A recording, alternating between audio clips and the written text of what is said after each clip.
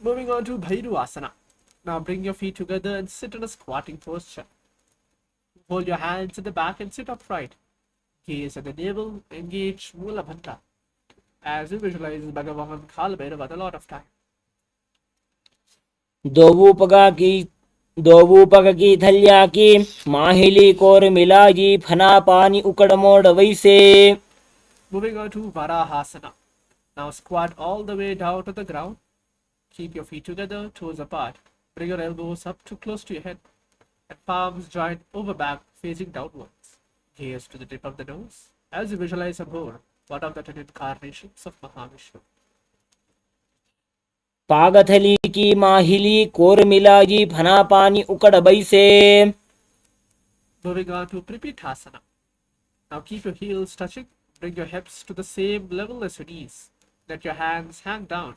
Your fingertips touching the toes of the mat in front of you as you visualize Swamiji.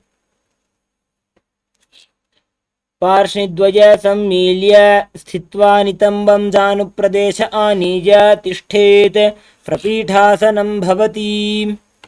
Moving on to Bakasana. Now place your hands on the mat with your fingers wide. Place your knees on the back of your arms. Keep your eyes forward and down as you visualize yourself as a crow. हस्ताभ्याम् अवनिमवष्टभ्य जानुद्वयं नाभौ सम्मील्य. Moving on to Shashtanga Kapaliyasana.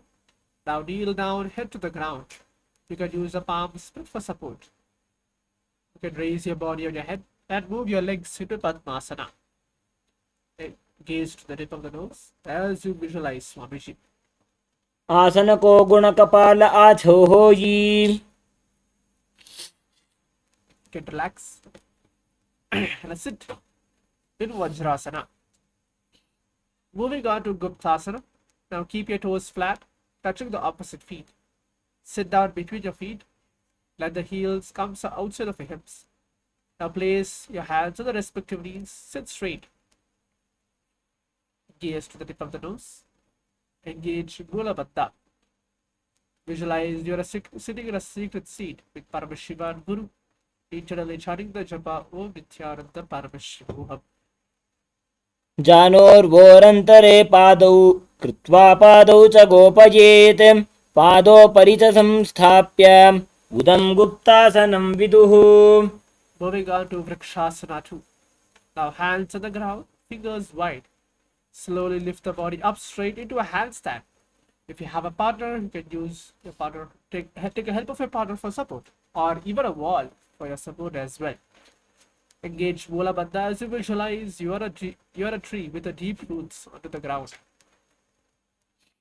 सप्तचक्रक्षालनाय vrikshasana विशेषकान् जननेन्द्रियदादाढ्य कोणभेदान् समभ्यसेत्. Moving on to Shibu Asana in the same handstand position. Just visualize the Tejas energy flowing through the third eye. दोवूपग जोड़ी माही Gulf मिलाए. Moving on to Matsyasana 2. From Bakasana, jump your legs back onto your hands and feet. Palms by the chest. Body press off the mat. Now push your body up and down again and again as you visualize yourself as a fish. नुब्ज शयनं कूर्परो पार्श्वभागायाम् ऊर्ध्वकृत्य. Moving on to Sarpasana 2. Now lie on your belly. Place your hands by your hips. Extend your legs jointly and toes pointed. Now lift your chest to the left and to the right like a snake. Visualize and move your body like a snake. नुब्ज शयनं कृत्वा हस्तौ नितम्बं संस्थाप्य पादोदीघीकृत्य सम्मीलयन् पुरसगन्तव्यं सर्पासनं भवति. Moving on to Niralambhanasana. Now lie prone on your belly. Keep your hands in Padma Mudra, the lotus posture, holding your chin. Keep your legs straight, toes pointed together. Engage Mula Bandha and feel that you are self-supported and completely independent. कराभ्यां पङ्कजं कृत्वा तिष्ठेत् कूर्परया सुधीः. मुखमुन्नमनुच्चायि निरालम्बनमासनं. निरालम्बनयोगी स्यान् निरालम्बनमासनं. निरालम्बनता ध्यानं निरालम्बनमासनम्. Moving on to Chakrasana. Now lie on your stomach and place your hands flat on the mat in front. Straighten your arms and bend your knees, bringing your feet towards your upper back. Lift up your head and the chest. Engage Mula Bandha and see yourself as an umbrella, protecting your Guru from the sun rays. अर्ध्यासनवस्थित्वा हस्ततलाभ्यां भूमिं वष्टभ्याम्. Entering into Vajrasana. Now sit on your knees with your tops of your feet flat on the mat. Now stretch your arms in front, palms facing down. Place your forehead on the mat. Engage Mula Bandha. Gaze to the tip of the nose. Visualize you're the weapon of Indra, symbolizing indestructibility. इदानीं गर्भिणीनां योगाभ्यासो यथा लघु सुखप्रसवलाभाय प्रोच्यते प्राक्तने पथि दण्डपद्मभरद्वाज वीरवज्रसमानितो आसनानि सदा कुर्यात् सुदीर्घैरे च पूरकैः. Moving on to Meshasana. Now push your body up into Gajasana, which is on your hands and your feet. Alternating start striking to the ground with your hands as you experience yourself as powerful as an amp. गजासन संस्थितो एकैकं बाहुं भूमौ ताडयेत् मेषासनं भवति. Moving on to Vajrasana. From Gajasana, lift your legs up to the air. Slowly bring the forehead to the ground. You can do this as much as possible, visualizing yourself as an unborn, existing for all eternity. गजासन संस्थितो पादद्वयमन्तराळे कृत्य मस्तकेन भूमिं स्पृशेत्. Moving on to Dhanantarasana. Now sit on your heels with your legs together. Interlace your fingers around your toes. Pull your feet towards your perineum and then place your hands to the respective knees. Keep your spine straight. Gaze to the tip of the nose. Engage Mula Bandha. Visualizing Swamiji, internally chanting the japa Om Nityananda Paramashivoham. पूर्व विधि परिहाता की काकसी स्यो फणा शरा मोड़ी पगा की अंगुली अग्रिमेढ़ लगावे. Entering into Angamottanam. Now interlace your fingers in front and then behind you. Stretch your arms forward to the sides and backwards. Start to give massage to various different joints and muscles throughout your body as you visualize Swamiji. हस्तयोः अंगुलीर्बद्ध्वा हस्तयोर्मध्यात् सर्वमंगं निष्कासयित्वा. Moving on to Garudasana 4. Sit on your heels in Vajrasana. Keep your feet turned out to the sides. Keep your thighs and knees resting on the ground. Keep your spine straight, hands on the respective knees. As you visualize yourself as Lord Garuda, flying Lord Vishnu and Lakshmi on your back. जंघोरुभ्यां धरां पीड्य स्थिरकायो द्विजानुना जानु परिकरद्वन्द्व गरुडासनमुच्यते. Entering into Ananda Mandirasana. Now sit with your legs folded back, toes pointed backwards. Keep your knees wide. Now gaze through the third eye as you visualize you are residing in a blissful space of a temple. अथ वक्षे वीरनाथ आनन्दमन्दिरासनं यत्कृत्वा अमरो धीरो भवत्येवेह साधकः हस्तयुग्मं पाददेशे पादयुग्मं प्रदापयेत्. Entering into Mandukasana 2. Now sit with your knees wide, feet overlapping on your ankles, hands under your knees. Gaze to the tip of the nose, performing Uddiyana Bandha and Mula Bandha. Visualizing yourself as a frog. पृष्ठं सम्पीड्य गुल्भाभ्यां जान्वङ्गे सबलयाकृतिः हस्तोपादतले क्षिप्तो मण्डूकं पाददोषहृत्. Entering into Narasimhasana. Now keep your toes on the mat, heels up and toes together. Place your perineum on your heels. Place your palms on the ground with your fingers spread wide. Gaze to the tip of the nose. Start to stick out on your tongue and exhale forcefully as you visualize Narasimha, one of the 10 avatars of Vishnu. दो फणा पानी होए वैसे AD Mailer गुदानी वैसे समशरीरनी काटहरावे NASA अग्रदृष्टि को ल्यावे. Moving on to Visrakasana. Sit on your toes and place the perineum on your heels. Separate the knees sideways and place it on the ground. Now you're going to perform the Visraka Pranayama as well. Now make a hollow of your palms and place it in your mouth. Keep your thumbs under your teeth and close the lips. Gaze to the tip of the nose. As visualize yourself as a Devi, presiding over any and all the residual fears you have. Internally chanting the japa, Om Nityananda Paramashivoham. दो पगा की AD Joji घोड़ा फणो बाण फुनि होजी. Moving on to Makadasana. Now keep your soles together, top of your feet on the ground. Sit on your heels and bend your elbows, bringing your fingers to your armpits. Now start to imitate as if you're a monkey scratching. Gaze to the third eye and visualize yourself as a playful monkey. दोवु पगथली संपुट आने तिनकी पिष्टि भूमि परिठाने मूल द्वार एड्यां परिल्यावे मूढ़ा हाथ ऊंचा टहरावे दोवु करकी अंगूरी जोवु बतखा आनी लगावे सोवु खाजा खुजवन की जू करे त्रिकुटी दिष्टि अचल करी धरे. Moving on to Vajra Sankharasana. Now stand on your toes. Keep your soles on the feet together. And then sit on your heels. Keep your knees wide. Hold your elbows behind your back. Gaze to the tip of the nose. Perform Mula Bandha as you embody a diamond-like strength for yourself and your Sangha, the spiritual community.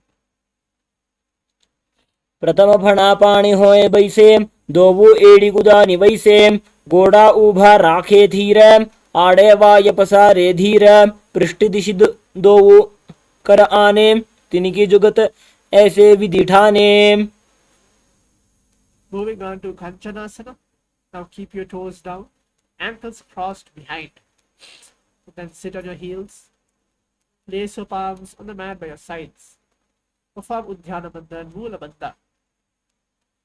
Gaze to the tip of the nose. Visualize you are having perfect health beyond any and all physical, mental ailments. Continue to chant the japa. Om Nityananda Paramashivoham.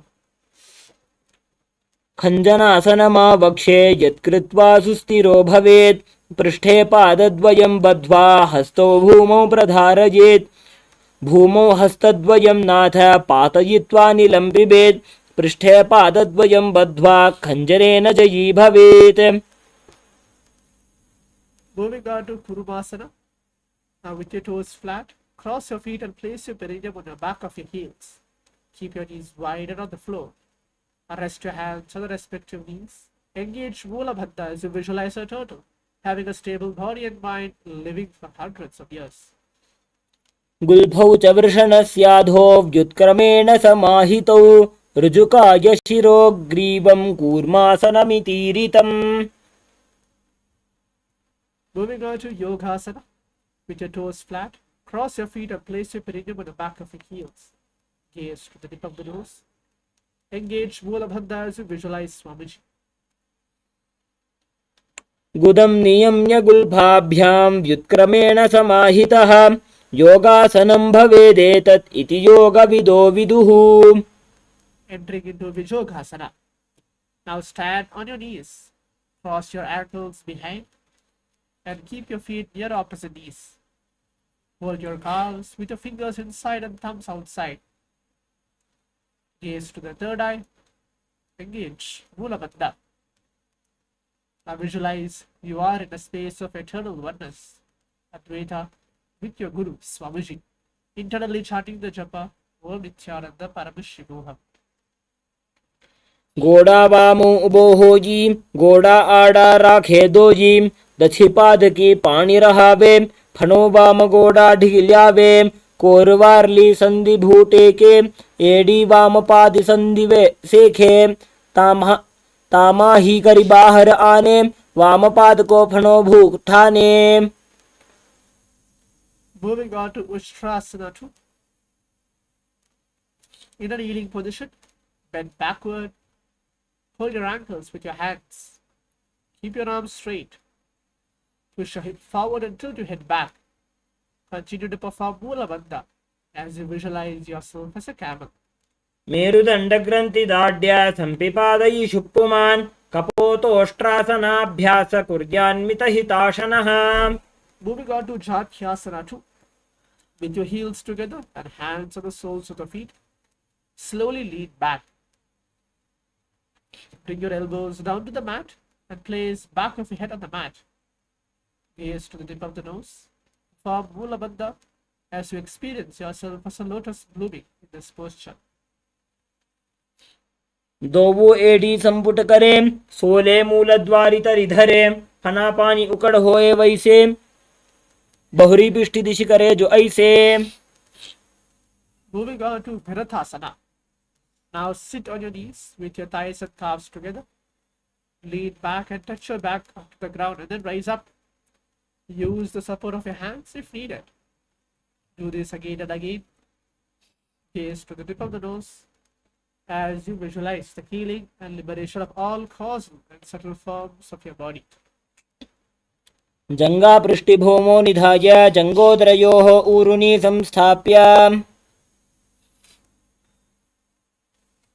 Entering into Kapotasana. From Virathasana, raise the hips higher. Bring your forearms on the mat and hold the back of your heels. Bring the head in between the feet as you visualize yourself as a beautiful dove. मेरुदंड ग्रंथि दाढ्य संपिपादयि शुप्पुमान् कपोतोष्ट्रासनाभ्यास कुर्यान्मित हिताशनः। Moving on to Varasana. Now stand upright on your knees with your toes tucked. Hold your arms with the opposite hands. Gaze to the tip of the nose. Engage Mula Bandha as this is the moon fulfilling posture.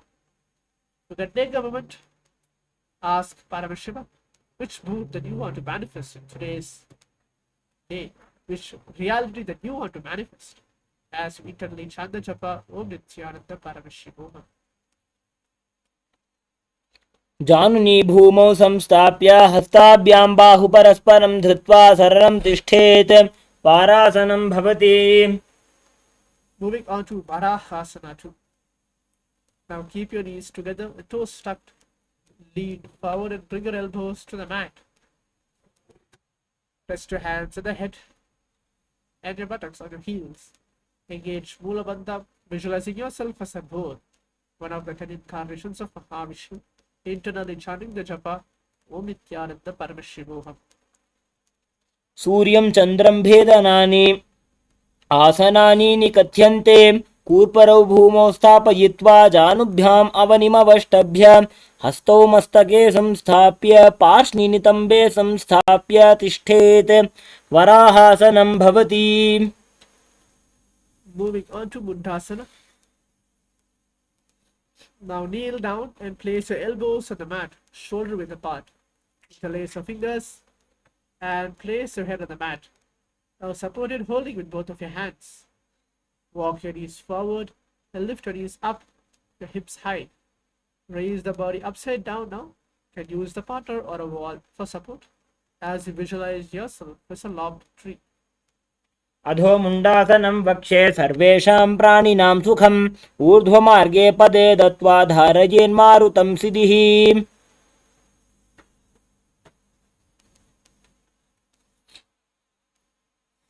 Moving on to Andhasana. Now kneel down and place your head in between your knees.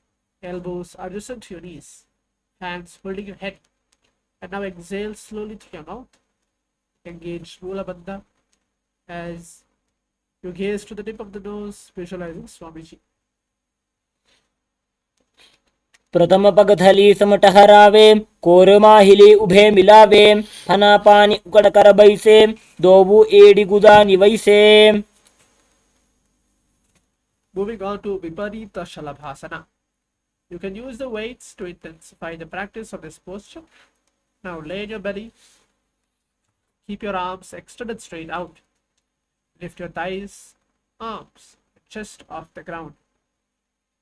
Engage Mulabandha as you visualize yourself as a locust. शलभासनभेदाश्च नटभेरुण्डनामके गण्डभेरुण्डसहिते शीर्षदण्डासनं तथा. Entering into Kapalasana. Continue to lay on your belly. Keep your arms now by your side, palms facing down. Keep your forehead on the ground. Keep your chest on the mat. And lift your legs up together as you visualize yourself as a skull, representing the mind with your purified thoughts and a strong will to attain enlightenment. कपालं भूमो निधाय ऊर्ध्वं पादो नयेत् कपालासनं भवति. Entering into Akasha Kapotasana. Now lay on your stomach and hands by the sides. Lift your legs up over your head. Slowly place the feet on the mat in front of your head. Keep your palms flat on the mat behind. Engage Mulabandha as you visualize yourself as a free and an open dove.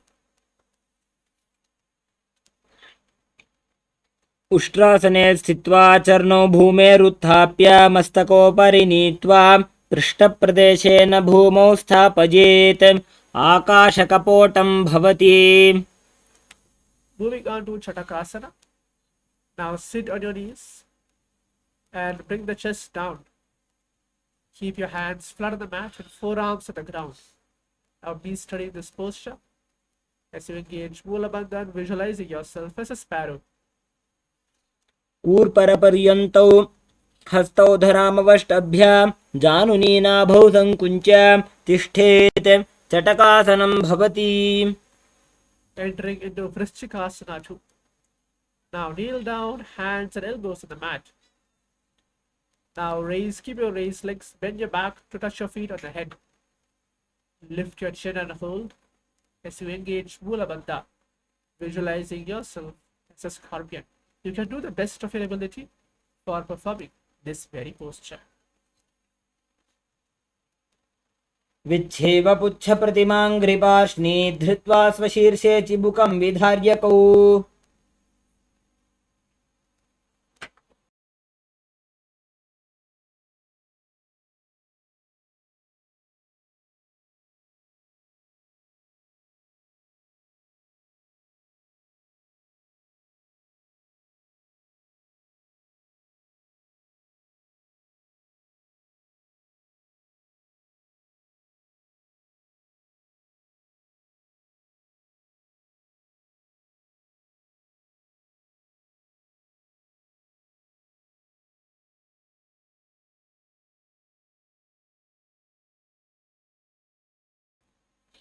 Moving on to next asana, which is Vrishasana.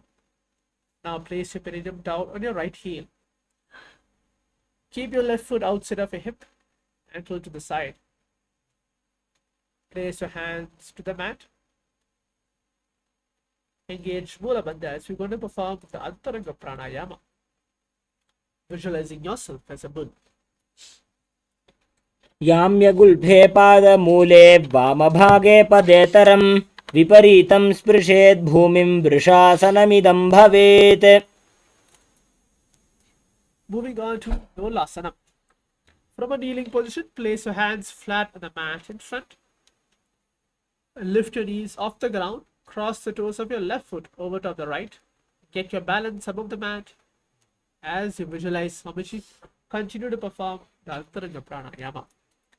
लोलासनं सदा कुर्याद् वायुलोलापघातनात् स्थिरवायुप्रसादेन स्थिरचेता भवेद्धृतम्. And take into Vrishasana. On the other side, place your perineum down on your left heel. Keep your left foot outside of your hip, ankle to the side. Place your hands in the mat, resembling a bull. Perform Antaranga Pranayama as you visualize yourself as a bull, internally chanting the japa. Om Nityananda Paramashivoham. याम्यगुल्फे पादमूले वामभागे पदेतरं विपरीतं स्पृशेत् भूमिं वृषासनमिदं भवेत् आकृष्य वायुं भृशमति प्राग्वच्छाकृष्य बद्ध्वा लघु. Moving on to Balagunasana. Now place your left toe on the ground and sit on your heel of your left foot. Place your right foot flat on the ground with your knee raised towards your chest. Keep your palms on your respective knees. Maintain an upright position. Gauge Mulabandha as you visualize Balaguna high, one of the 84 siddhas in your inner space. आसन को गुण जल विकार जायी. Moving on to Grihasana. Now squat with your feet flat on the mat. Bring your elbows under your thighs and wrap your hands around your shins. Hold on your ankles out from the outside as you visualize yourself as an entire planet.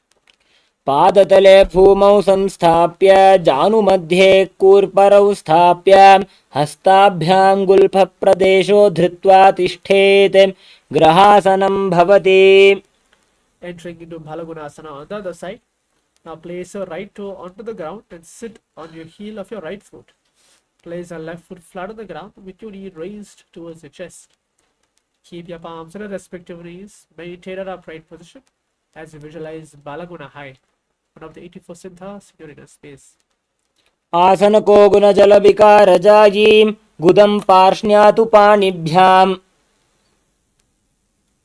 गुदं पार्ष्ण्यातु सम्पीड्य वायुमाकुञ्चयेद्बलात् वारं वारं यथा चोर्ध्वं समायाति समीरणः. Entering into Vajra Sankharasana 2. Sit on your toes with your perineum on your heels and soles together. Keep your knees wide and off the ground. Hold the opposite elbows behind your back as you visualize Swamiji on your inner space. प्रथम फणा पाणी होए जैसे दोबू एड़ी गुदा निवैसे गोड़ा उभा राखे थिए आड़े वाय पसारे धीर पृष्ठ दिशि दोबू कर आने तिनकी जुगत ऐसे विधि ठाने गहे परस परिभुज जू दोबू कोहन्या लगती पकरे सोवू. Entering into Anilasana. Now squat or sit with your feet width apart. Place your hands under your soles with your feet from inside. Palms down, arms straight, elbows on the navel. Gaze to the tip of the nose, performing Mula Bandha as you visualize you're able to consume and live off air alone. दोबू हाथ भूमि परिठाने कहुनी जाड़ी नाभिलग आने फणा दोवू ऐसे विधि करे पिष्टि हथेलिया की परिधरे ऐसे रहे करा के पानी धरे नास मध्य आनी यासो तपत मिटे ताने केरी जैत राम प्रकट कहतेरी. Moving on to Padukasana. Place the back of your hands on the mat with your fingers facing towards your body. Step your feet on top of your hands with your hands wrapping around your feet. Now walk around as you visualize you're wearing padukas walking across India. हस्ततलयोः पादतले कृत्वा तिष्ठेत् गच्छेत् पादुकासनं भवति. Moving on to Kukkutondana. Now place your palms on the mat. Raise both the feet upwards into the air and let them fall back down. Do this again and again as you visualize yourself as a rooster. हस्ततले भूमौ कृत्वा पादतले च ऊर्ध्वमुड्डानं कृत्वा भूमौ पतेत् इत्थं पुनः पुनः कुर्यात् कुक्कुटोड्डानं भवति. Entering into Viparita Drittasana. Now place your hands on the mat. Raise your legs upward into a handstand. Move around on two hands dancing as you feel yourself becoming free from all inhibitions. हस्ततलाभ्यां भूमिं वष्टभ्याम् ऊर्ध्वपादाग्रे कुर्वन् हस्ततलाभ्यां नर्तनं कर्तव्यं विपरीतनृत्तं भवति. Moving on to Kunjarasana. Now separate your feet and place one palm down on the mat with your arms straight. Bring your opposite hand to the head and be stable as you visualize Swamiji. अथ वक्षे महादेव कुञ्जरासनमुत्तमं करेणैकेन पादाभ्यां भूमौ तिष्ठेत् शिरःकरः. Now let's perform Kunjarasana on the other side. Separate your feet again and place one thumb down on the mat with your arms straight. Bring the opposite hand on the head and be stable as we visualize Swamiji. अथ वक्षे महादेव कुञ्जरासनमुत्तमं करेणैकेन पादाभ्यां भूमौ तिष्ठेत् शिरःकरः. Entering into Kadambasana. Now sit on the ground with your feet flat and heels close to your body. Now hold on the respective ankles and lift the feet off the ground. Engaging Mula Bandha as you visualize yourself as a Kadamba tree, a pious tree that promotes a long life. पार्श्विभ्यां भूमिं वष्टभ्यां हस्तद्वयेन गुल्फौ धृत्वा तिष्ठेत् कदम्ब भवति. Entering into Pavana Muktasana. Now sit with your heels in the perineum. Hold the knees with your hands and press them towards your chest. Engage Mula Bandha as you visualize any excess vata getting released or balanced within your system. द्वयोस्तु पादयोः पाणिं लात्वा स्वस्वनितम्बके जानुनी वक्षसि साधुर्बभ्रति करबन्धनैः. एवं विधा स्थितिर्यत्र तत्र वायुमुक्तासनं भवेदनेन वशा शुद्धिर्मलस्थवायुर्मोचनम्. Entering into Chakorasana. Now sit and lift one leg behind the head. Place both hands flat on the mat and extend the opposite leg up with your knees straight. Now lift the entire body off the ground as you keep your chin up, visualizing yourself as a powerful source of energy. पूर्वतानं च दुष्पादपीठं वज्रासनं तथा चकोरक्रौञ्च शलभभुजङ्गमपि वृश्चिकम्. Entering into Dhanurasana 2. Now as you sit on the ground, hold the left toe with your left hand, index and middle fingers.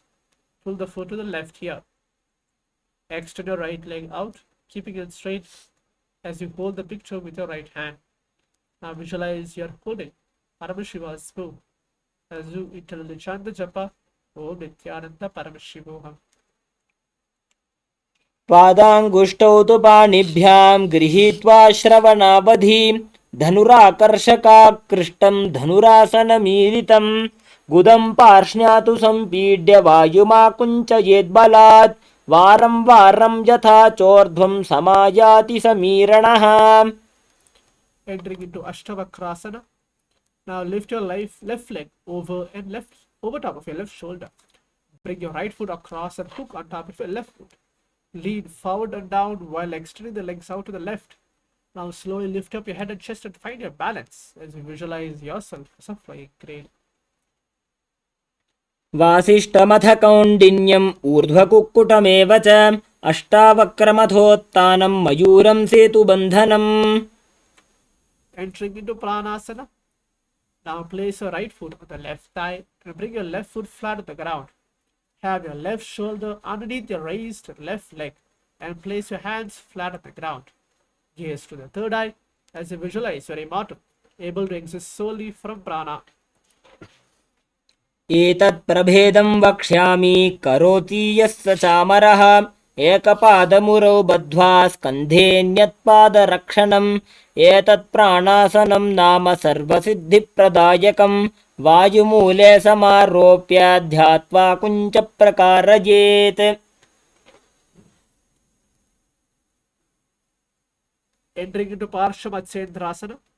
Now place your right foot at the root of your left thigh, then the left leg by the side of your right knee. Hold the left hand by the right and twist the body and remain steady.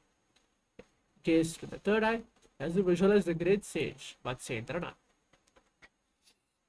वामोरुमूलार्पितदक्षपादो जान्वो बहिर्वेष्टितदक्षदोष्णा प्रगृह्य तिष्ठेत् परिवर्तिताङ्गः श्रीमत्स्यनाथोदितमासनं स्यात्. मत्स्येन्द्रपीठं जठरप्रदीप्तिं प्रचण्डरुक्मण्डलखण्डनास्त्रम् अभ्यासतः कुण्डलिनी प्रबोधं दण्डस्थिरत्वं हि ददाति पुंसां पार्श्वाभ्यां धृत्यतेजास्तु पार्श्ववत्स्येन्द्रमुत्तमम्. Moving on to Chakorasana. On the other side, sit and lift one leg behind the head as you place both the hands flat at the ground. and extend the opposite leg up with your knees straight. Now lift the entire body off the ground as you visualize yourself as a powerful source of energy. पूर्वतानं च दुष्पादपीठं वज्रासनं तथा चकोरक्रौञ्च शलभभुजङ्गमपि वृश्चिकम्. Entering into Dhanurasana too. As you sit on the ground, hold the right toe with your index and middle fingers and pull the foot to the right here. Now extend the left leg out, holding the foot with your left hand, visualizing yourself as Paramashiva's bow. पादाङ्गुष्ठौ तु पाणिभ्यां गृहीत्वा श्रवणावधिं धनुराकर्षकाकृष्टं धनुरासनमीरितं गुदं पार्ष्ण्यातु सम्पीड्य वायुमाकुञ्चयेद्बलात् वारं वारं यथा चोर्ध्वं समायाति समीरणः. Moving on to Ashtavakrasana. Now lift your right leg over top of your right shoulder. Bring your left foot across and hook on top of your right foot. Lean forward and down while extend the legs out to the right. Lift up your head, your chest, and find your balance as you visualize yourself as a flying crane. वासिष्ठमथ कौण्डिन्यम् ऊर्ध्वकुक्कुटमेव च अष्टावक्रमथोत्तानं मयूरं सेतुबन्धनम्. Entering into Pranasana. Now place your right foot on the left thigh and bring your left foot flat on the ground. Have your left shoulder underneath your raised left leg and place your hands flat on the ground as you visualize you are immortal, able to exist solely from prana.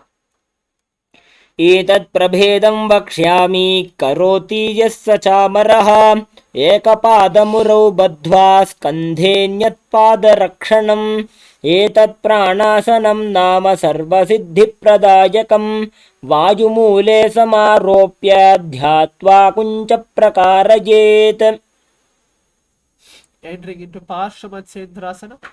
Now place your right foot at the root of your left thigh, then the left leg by the side of your right knee.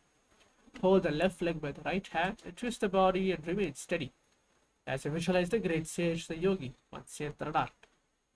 वामोरुमूलार्पितदक्षपादो जान्वो बहिर्वेष्टितदक्षदोष्णां प्रगृह्य तिष्ठेत् परिवर्तिताङ्गः श्रीमत्स्यनाथोदितमासनं स्यात् मत्स्येन्द्रपीठं जठरप्रदीप्तिं प्रचण्डरुक्मण्डलखण्डनास्त्रम् अभ्यासतः कुण्डलिनी प्रबोधं दण्डस्थिरत्वं हि ददाति पुंसां पार्श्वाभ्यां धृत्य तेजास्तु पार्श्वमत्स्येन्द्रमुत्तमम्. Entering into Ardha Paschimottanasana. Now keep one leg straight and place your perineum with the other heel. Move your chest forward and down, hold the front foot and bring your head towards the knee as you visualize Swamiji. एकं पादं प्रसार्य एकं पादस्य पार्ष्णिना सीवनी सम्पीड्य हस्तद्वयेन प्रसारितपादाङ्गुष्ठं धृत्वा जानुपरिमस्तकं न्यसेत् अर्धपश्चिमतानं भवति. Entering into Kraunchasana. Now place your left ankle outside of your hip. Hold the sole of your right foot and lift the leg up towards your forehead. Keep your knees straight. Gaze to the nose as you visualize yourself as a crane. वासिष्ठमथ कौण्डिन्यम् ऊर्ध्वकुक्कुटमेव च अष्टावक्रमथोत्तानं मयूरं सेतुबन्धनम् उत्तानपादं क्रौञ्चं च मरीचिं वीरभद्रकं नटराजं त्रिकोणं च सुप्ताङ्गुष्ठप्रसारणे. Entering into Ardha Paschimottanasana on the other side. Keep one leg straight. Press the perineum with the other heel. Chest forward and down, and as you hold your toes, bring your head towards the knee, visualizing Swamiji. एकं पादं प्रसार्य एकं पादस्य पार्ष्णिना सीवनी सम्पीड्य हस्तद्वयेन प्रसारितपादाङ्गुष्ठं धृत्वा जानुपरिमस्तकं न्यसेत् अर्धपश्चिमतानं भवति. Entering into Kraunchasana. Now place your right ankle outside of your hip. Hold the sole of your left foot and lift the leg up towards your forehead as you visualize yourself as a crane. वासिष्ठमथ कौण्डिन्यम् ऊर्ध्वकुक्कुटमेव च अष्टावक्रमथोत्तानं मयूरं सेतुबन्धनम् उत्थानपादं क्रौञ्चं च मरीचिं वीरभद्रकं नटराजं त्रिकोणं च सुप्ताङ्गुष्ठप्रसारणे.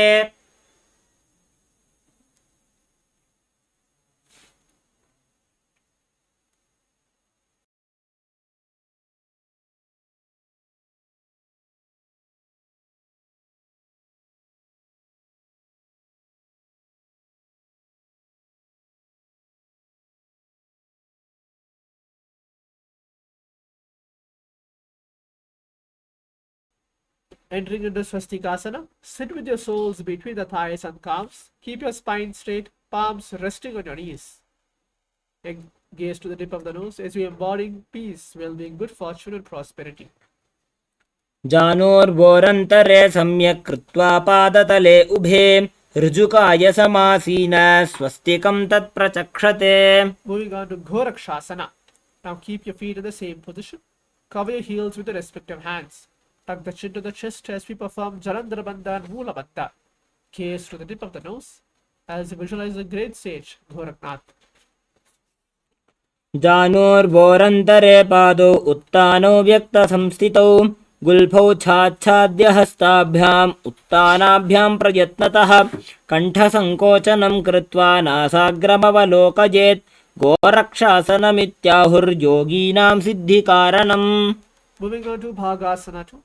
Now bring your left heel to the perineum, right foot to the left thigh. Now we're going to perform the Shanmukhi Mudra. Close your eyes with the index fingers, nose with the middle fingers, mouth with the ring and little fingers, ears with your thumbs. Gaze at the third eye as you start to meditate on Lord Arihanta, the Enlightened One. वामपार्ष्णौ गुदं संस्थाप्य दक्षाङ्घ्रिवामजघने. Entering into Yogasana 2. Now place your feet on top of the opposite knees and place your hands on the ground beside you. Keep your palms facing up. Keep your spine straight. Gaze to the tip of the nose as you visualize Swamiji.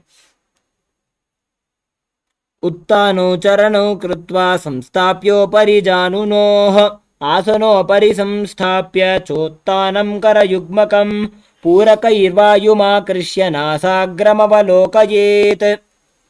Moving on to Urdhva Kukutasana. From Padmasana, place your palms flat on the mat beside your body. Press your hands on the mat and slowly lift the knees off the ground. Get your balance above the ground as you visualize yourself as a rooster. वासिष्ठमथ कौण्डिन्यम् ऊर्ध्वकुक्कुटमेव च अष्टावक्रमथोत्तानं मयूरं सेतुबन्धनम्. Entering into Siddha Haritali-asana. From Padmasana, continue to insert both your hands through the knees and place them on the mat. Now, avoid lifting the body up, just stay seated as you visualize Swamiji. प्रथम पद्मासन को करे हस्तुदो वो गोडासन धरे. Entering into Hamsasana. From Padmasana, place your hands on the mat through the gap of the calves and the thighs. And lift your thighs up to the shoulder and legs off the mat. Stay above the mat as you gaze to the tip of the nose, visualizing yourself as an elegant swan. Kukkutasana स्थित्वा स्कन्धपर्यन्तं मूरुनि नीत्वा तिष्ठेत्. Entering into Karmukhasana. From Padmasana, place your hands between the thighs and the calves. While sitting, reach your hands behind the body. Interlace your fingers and bring your forehead to the floor.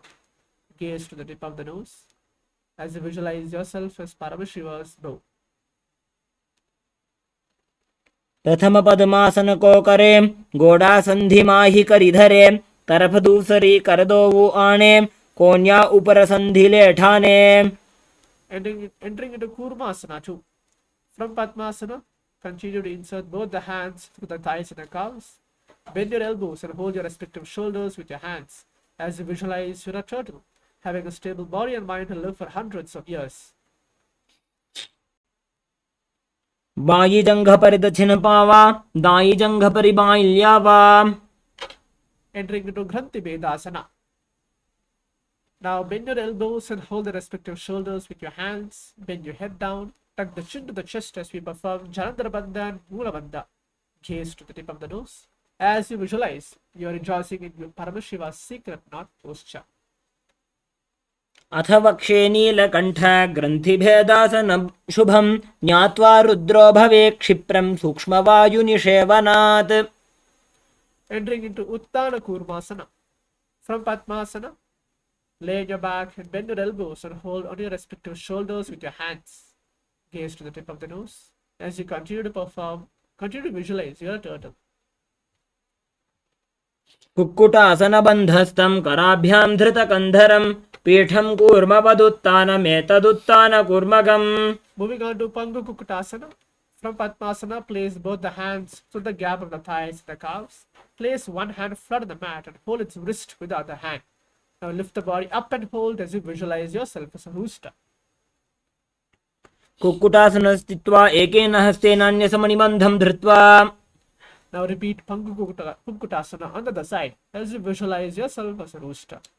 कुक्कुटासनस्थित्वा एकेन हस्तेन अन्यसमनिबन्धं धृत्वा Moving on to Gridhasana. From Padmasana, place your elbows on the toes and interlace your fingers. A restriction on the knuckles as you visualize you have gone beyond all greed and covetous. जानोर्वोरन्तरे पादौ उत्तानौ व्यक्तसंस्थितौ गुल्फौ छाच्छाद्य हस्ताभ्याम् उत्तानाभ्यां प्रयत्नतः कण्ठसङ्कोचनं कृत्वा नासाग्रमवलोकयेत् गोरक्षासनमित्याहुर्योगीनां सिद्धिकारणम्. Moving on to Padmasana 3. From Padmasana, hold one hand over the other with your palms facing upwards. Keep your spine straight. Perform all three bandhas, Mahamudra Bandha. Gaze to the tip of the nose as you visualize Swamiji. उत्तानौ चरणौ विधाय विधिवत् शक्तिस्थितौ योगिराट्. Entering into Padmasana 4. Now place your palms on top of your respective knees. Keep your spine straight. Gaze to the tip of the nose as you visualize Paramashiva in your inner space. एतत् पद्मासनं कुर्यात् प्राणवायुप्रसिद्धये शुभासनं सदा ध्यायेत् पूरयित्वा पुनः पुनः. Entering into Karmukasana 2. From Padmasana, hook your right hand, index and middle fingers around your right toes. Lift your elbow as if you're pulling a bow back and move your big toe around. Now place your left hand on the respective knee and keep it straight. Repeat this on the other side as you visualize yourself as Paramashiva's bow. अथान्यासनमावक्ष्ये योगपूरकरक्षणात् कृत्वा पद्मासनं पाद अङ्गुष्ठजङ्घयोस्थितं हस्तमेकं तु जङ्घाय कार्मुकं कूर्परोर्धकं पद्मासने समाधाय अङ्गुष्ठं परिधावयेत्. Moving on to Karmukasana 3. From Padmasana, cross your arms behind your back and hold your big toes. Continue to perform Mahamudra Bandha as you gaze to the tip of the nose. कार्मुकासनमाक्षित्य उदरे पूरयेत् सुखं तदा वायुर्वसो याति कालेन सूक्ष्मवायुना. Entering into Dridhasana, maintain the Karmukasana 3. Now lift the chest up and gaze to the third eye as you visualize that you are action of Paramashiva's third eye. Anything which you come across, you destroy. ऊरुभ्यामुपरि स्थाप्य पादयुग्मं प्रयत्नतः दक्षिणं सव्यदेशे च सव्यं दक्षिणदेशके. Entering into Nagrasana. From Karmukasana 3, keep your arms behind your back, holding your opposite big toes. Lay down on your elbows, thighs and back. Gaze to the tip of the nose as you visualize yourself as a snake. प्रथम पद्मासन कोठाने दो बूहात पाछाने आने पाद अंगूठा पकड़े आनी सोवई कहुन्या कुल्या पानी. Entering into Kandukasana. Now lay on your back and bend your knees and feet off the ground. Embrace your knees to the chest, head touching your knees. Squeeze your body into a ball position. वेत्रासने स्थित्वा हस्तपादान् निष्कुष्य. Entering into Urdhva Pavanasana. Now lay on your back and keep your knees together. Feet flat on the ground, hands interlocked under your head. Gaze to the tip of the nose as you visualize Swamiji. प्रथमे सूधो San करावे घोड़ा उभा राशि मिलावे. Moving on to Markata Pithasana. Now lay on your back and bend your knees and keep your feet flat on the mat. Place an upturned palms under your heels and lift your hips up as you visualize yourself as a powerful alpha ape. उत्तानशयनं पादतले उत्तानहस्तयोः स्थापयेत्. Entering into Uttana Shikapithakasana. Lie supine and raise your hips up. Support your hips with your hands and place the waist. Elbows bearing the weight of your body. Now gaze to the tip of the nose as you visualize Swamiji. जङ्घोरुबलहीनश्चेत् उत्तानशिखिपीठकम् अप्रमत्तः प्रकुर्वीत भुक्तेः प्राग्विजितेन्द्रियः. Entering into Narakasana. Now lie supine and raise your hips and legs up. Bring your hands to lower back for support if needed. Now elbows and hands extend the mat below, helping the balance of your body. Visualize you're blissfully traveling through the hill unscathed in this asana. ग्रीवाकण्ठेन भूमिं विष्टम्भ. Entering into Tiriyan Naukasana. From Narakasana, bring your hands to lower back, keeping your elbows on the mat. Raise your legs up vertically, then slowly lower and angle them, keeping core engaged as you visualize you're a boat crossing the ocean of samsara. नौकावत् स्थित्वात् ऊर्ध्वं पादाग्रद्वयं नयेत्. Entering into Dvajasana. Now keep the upper back on the mat with your raised leg up vertically. Keep your elbows, shoulders and hands remain on the mat below. As you visualize you're on the Kailasa flag, respected across all nations. तिर्यन्नौकावते ग्रीवा पृष्ठकूर्परैः भूमिं वष्टभ्य. Entering into the final asana of the entire sequence, which is Mritasana. Now lie supine and completely relax your whole body. Avoid any and all movement.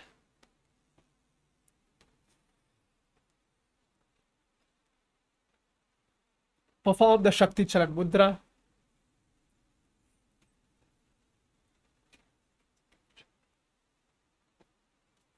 Visualize the body is dead and the Supreme Pontiff of Hinduism is liberating you. Internally chanting the japa Om Nityananda Paramashivoham.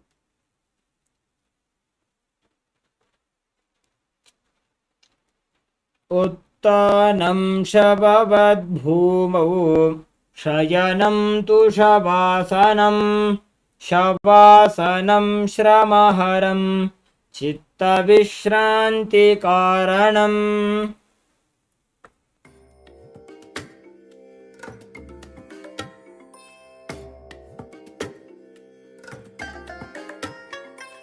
I bless you all. Let you all open all your three eyes and manifest the powers of Shiva. Om Nityananda Paramashivoham. Om Nityananda Paramashivoham. Om Nityananda Paramashivoham. Nityananda Paramashivoham. Om Nityananda Paramashivoham. Om Nityananda Paramashivoham. Om Nityananda Paramashivoham. Om Nityananda Paramashivoham. Om Nityananda Paramashivoham. Om Nityananda Paramashivoham. Nityananda Paramashivoham. Om Nityananda Paramashivoham. Om Nityananda Paramashivoham. Om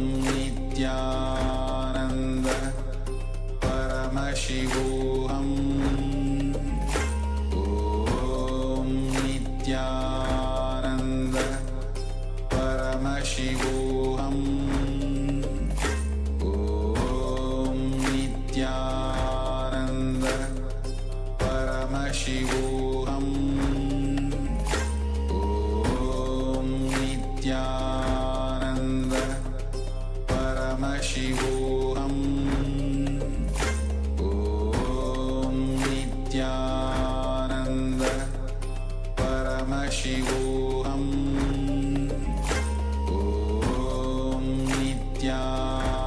Om Nityananda Paramashivoham. Om Nityananda Paramashivoham. Om Nityananda Paramashivoham. Om Nityananda Paramashivoham. Om Nityananda Paramashivoham. Om Nityananda Paramashivoham.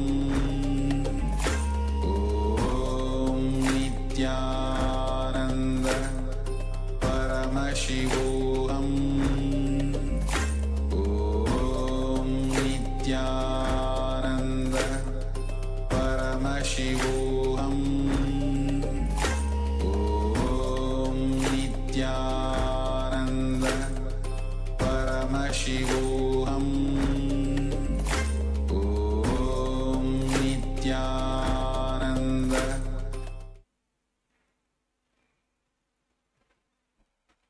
Now, slowly move your fingers, toes, wrists.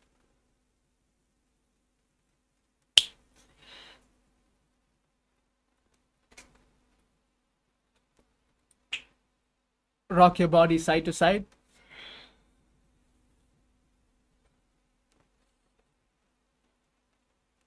And come back to the comfortable seated posture on your yoga mats as we have completed the 308 asanas directly revealed by the Supreme Pontiff of Hinduism.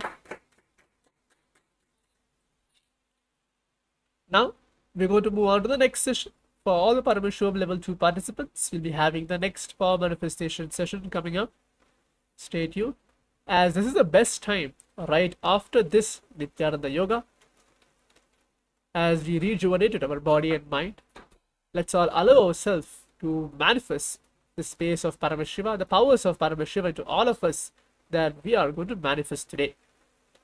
So now let's all sit straight as we're coming to the conclusion of today's Nityananda Yoga. Sit straight with your head, neck and spine in a straight line. Place your hands in Namaskara Mudra onto your heart center. Remember Swamiji onto your third eye as we finish with the Purna Mantra.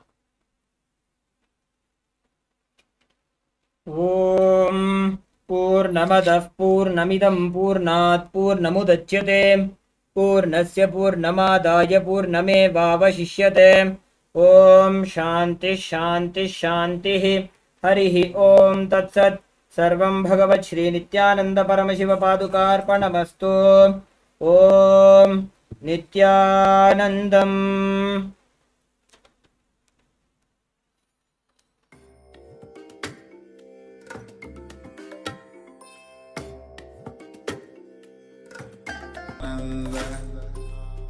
Paramashivoham Om Nityananda Paramashivoham Om Nityananda Paramashivoham Om Nityananda Paramashivoham Nityananda Paramashivoham Om Nityananda Paramashivoham Om Nityananda Paramashivoham Om Nityananda Paramashivoham Om Nityananda Paramashivoham Om Nityananda Paramashivoham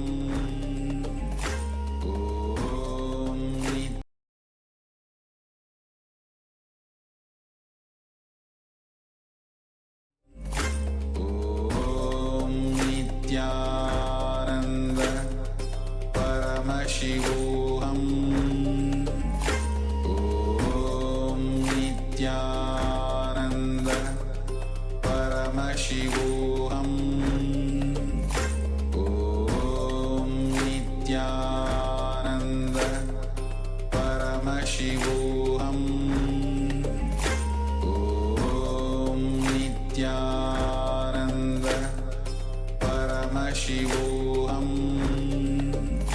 Om Nityananda Paramashivoham. Nityanandam, and welcome to all the Paramashivoham Level 2 participants. Nityanandam, let us now begin the session, the first session of the power manifestation, right after this beautiful Nityananda Yoga that we have all performed. Now, I request all the participants to make sure that you have your eye bands, your paper and pen, or if you're writing digitally on your iPad, you can have that as well with you. You can also make sure you have your Atmalinga or any other spiritual alchemy product that you've received from Swamiji.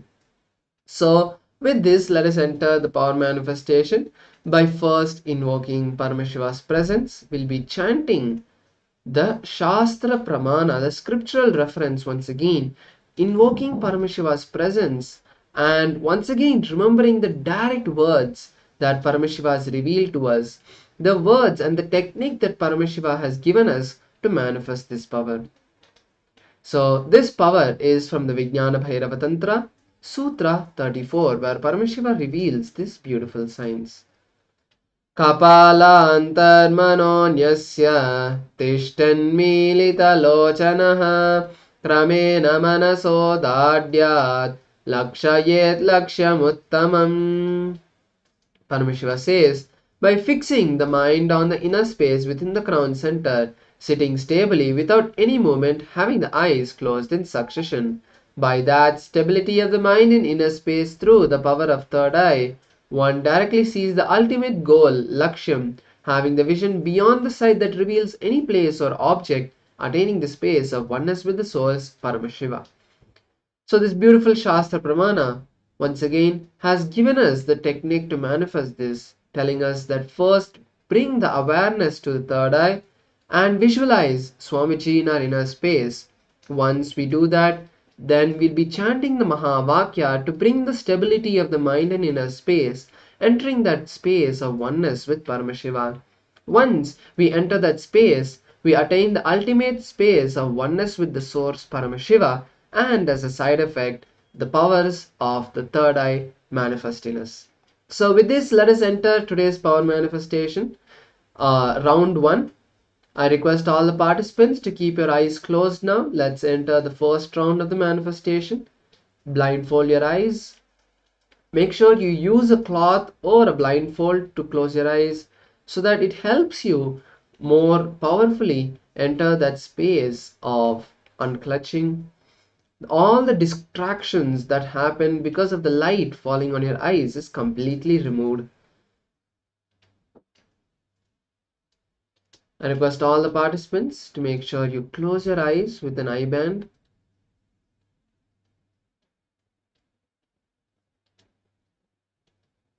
So once you have closed your eyes, let us now start chanting the Mahavakya. Today we are going to be seeing colors with some shapes. So let us now start chanting the Mahavakya. Om Nityananda Paramashivoham. Om Nityananda Paramashivoham. Om Nityananda Paramashivoham. So the first set of colors are being projected for all of you to see. You can all start chanting the Mahavakya and request Swamiji to manifest in you. Paramashivoham. Om Nityananda Paramashivoham. Om Nityananda Paramashivoham.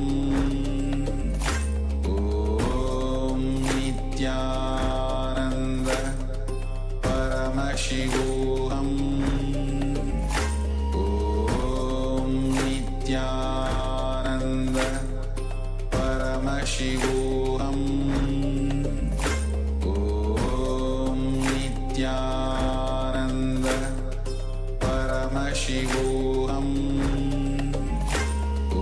Om Nityananda Paramashivoham. Om Nityananda Paramashivoham. Om Nityananda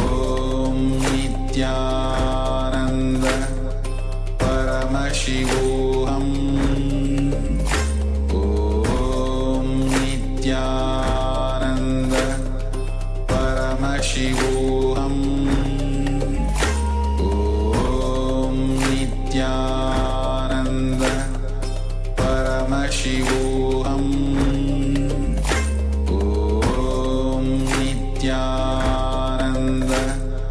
Paramashivoham Om Nityananda Paramashivoham Om Nityananda Paramashivoham Om Nityananda Paramashivoham Om Nityananda Paramashivoham Om Nityananda Paramashivoham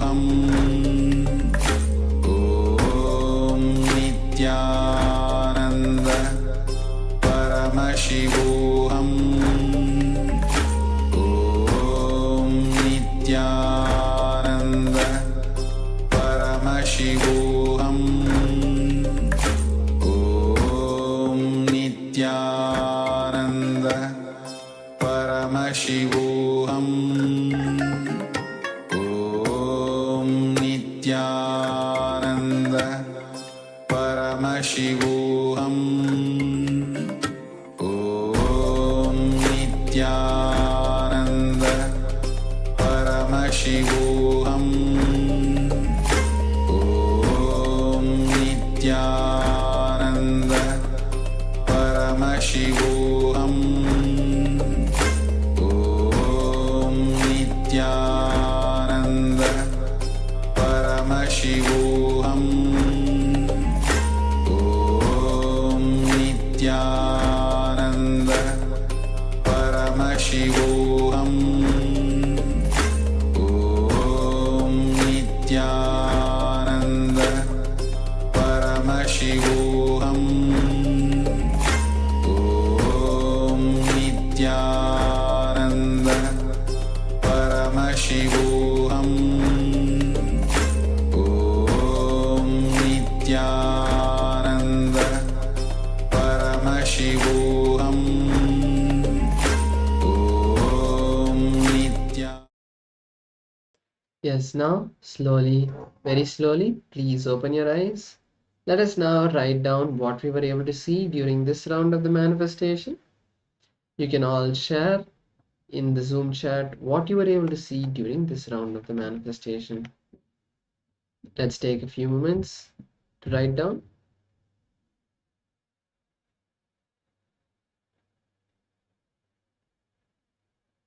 We have a few more moments.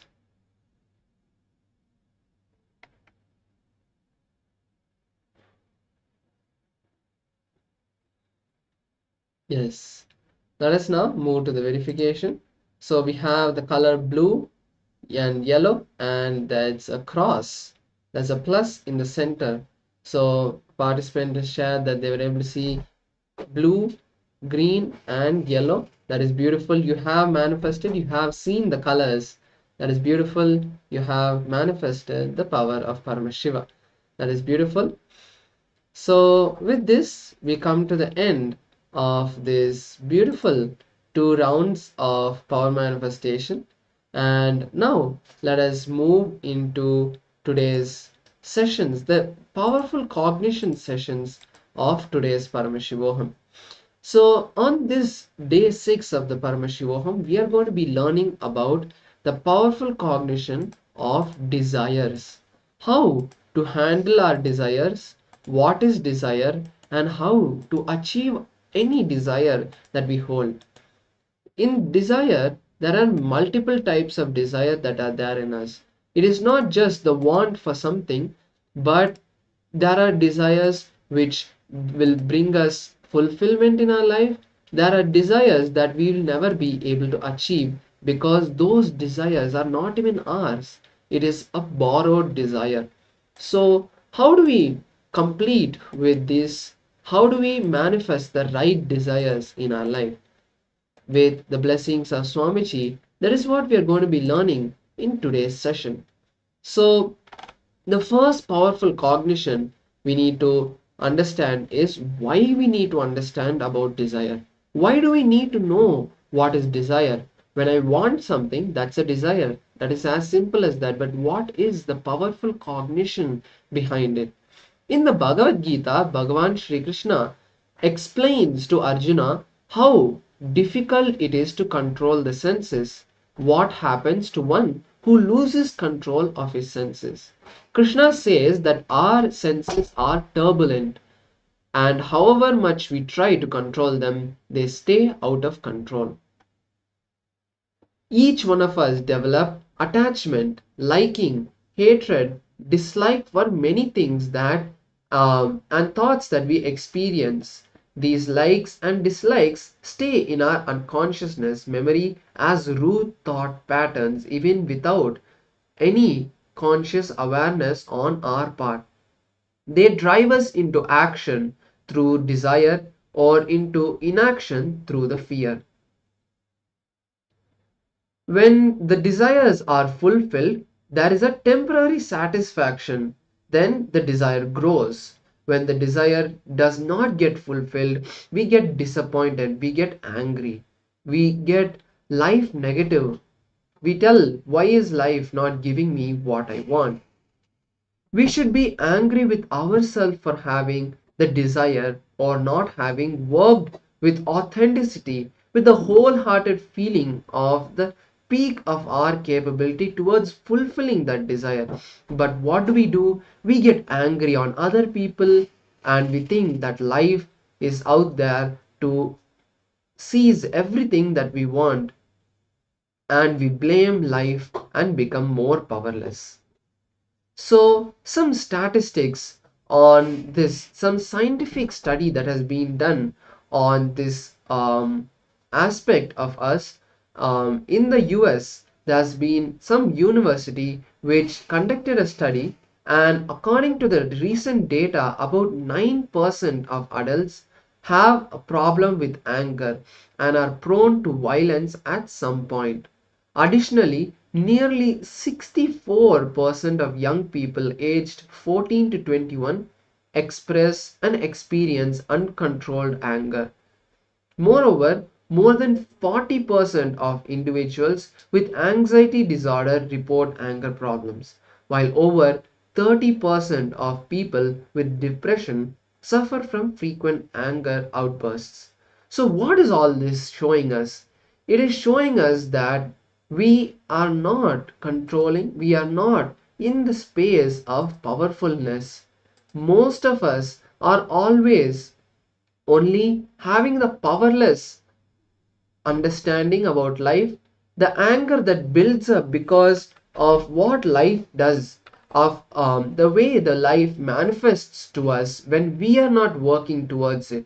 If we see the statistics that has been showed for us, this is the armed conflict and violence. So the number of new people displaced due to armed conflict and violence worldwide from 2003 to 2022. So we can see that the peak of 2022 is there, and this is because the more and more we are becoming external, we are moving outward, we are moving outwardly, and we are not going inside.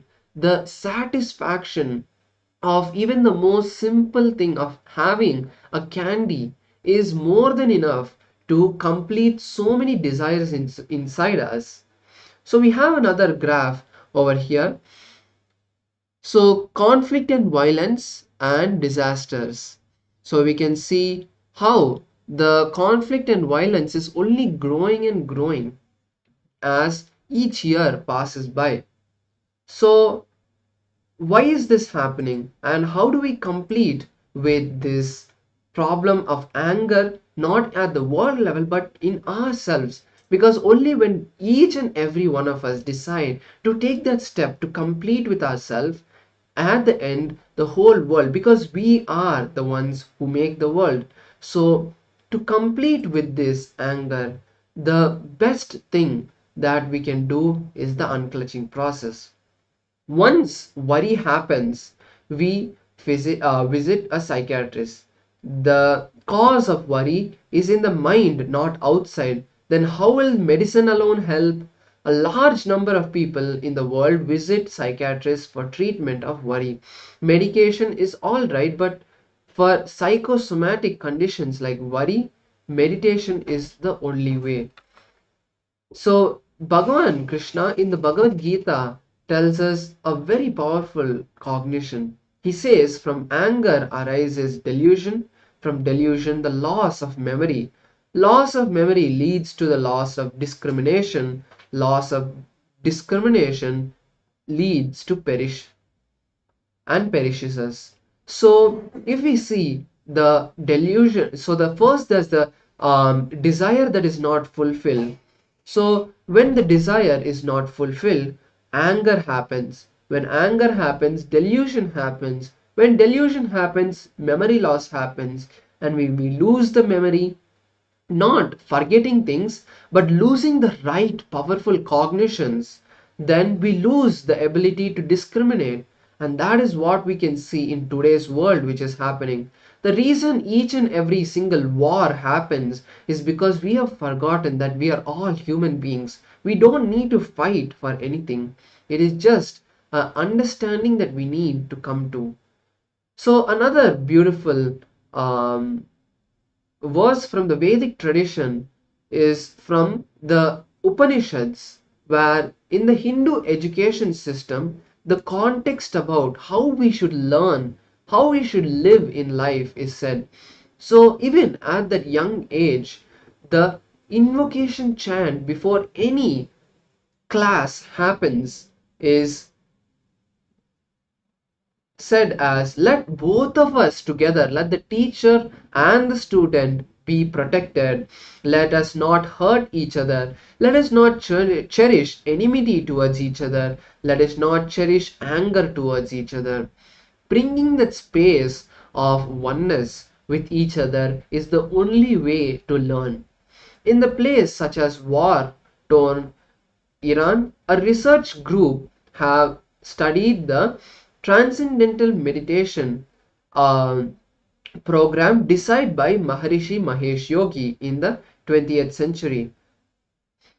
When the meditators did the transcendental meditation program in high conflict areas, the crime rate, violence, anxiety reduced automatically for the whole area, not just for those individuals, but the whole area started seeing that effect, and that drastically and dramatically improved the lifestyle of the people in that area. Meditation softens you. When you are softened, love and gratitude starts happening. Then slowly there is no room for worry. Worry is also a form of violence. It is a subtle violence. It is a disguised agitation in your system. Meditation also tremendously increases the awareness. When awareness increases, the outwardly feeling of completion starts to overflow with the outer world. But inwardly, you will be untouched by anything that happens. That is the real worry free life. So, now how we saw in the transcendental meditation, that is the same effect we have seen in the inner awakening program that was conducted by Kailasa. And in this 21-day program, now, for example, the Paramashivoham Level 2 that all of you are attending, we can see this beautiful graph that have been studied for the past 10 years. We can see the 100% completion in multiple fields. We can see in multiple areas of the participant's life. For example, anger, chronic fatigue, depression, eating disorders, insomnia, um, chronic pain, and so many other illnesses. The 100% healing has been achieved by the participants. So we can see how the power of meditation and the initiation of the guru can immensely raise our state of consciousness. So, fear and desire are fundamental energies of life. Fear and desire are the fundamental energy that drives our life. Either we act out of desire to have something or to reach somewhere, or out of fear wanting to experience something. So, one of the major driving forces in human life is desire. If you took your life, you can see most of the time we are driven by desire or fear. So, the power to manifest our desire is called Icha Shakti. So, the Icha Shakti is the power of desire, and it is to direct towards any particular direction. You want to manifest a particular reality in your life. If you direct the Icha Shakti that all of us are equipped with, you don't need to be given that, you have it already. It is already inside you. You just need to experience the Icha Shakti. So, from the navel energy, the cosmic energy, and the pure energy that starts to overflow when you experience the space of love and gratitude, that energy gets converted into the power of desire, the Icha Shakti. This further gets converted into words in the throat region, and when it gets converted into words, it is called Vak, the speech energy. So this Icha Shakti, this pure energy, desire energy which comes from your being, gets converted into Jnana Shakti, the knowledge to achieve that. And then that knowledge is converted into Kriya Shakti, which is the power of knowing how to achieve that, then and the action of achieving that itself. So this is how you can direct the kundalini energy which is there inside each and every one of you to achieve what you want. So let us now listen to a beautiful satsang where the Supreme Point of Hinduism shares with us powerful cognitions to manifest our desire.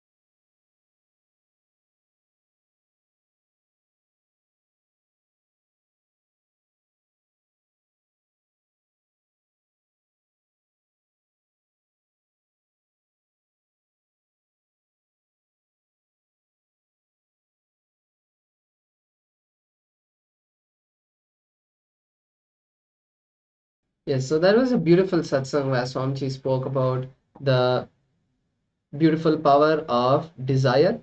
So let us now enter a small process to understand these powerful cognitions that Swamiji shared more deeply.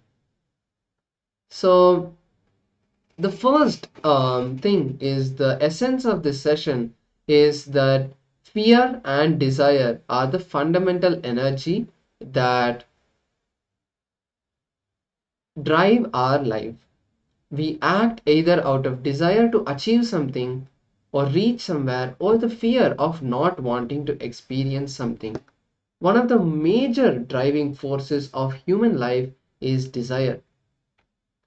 So, working on desire samskaras. Samskaras means engrams or the engraved memories that are there inside us.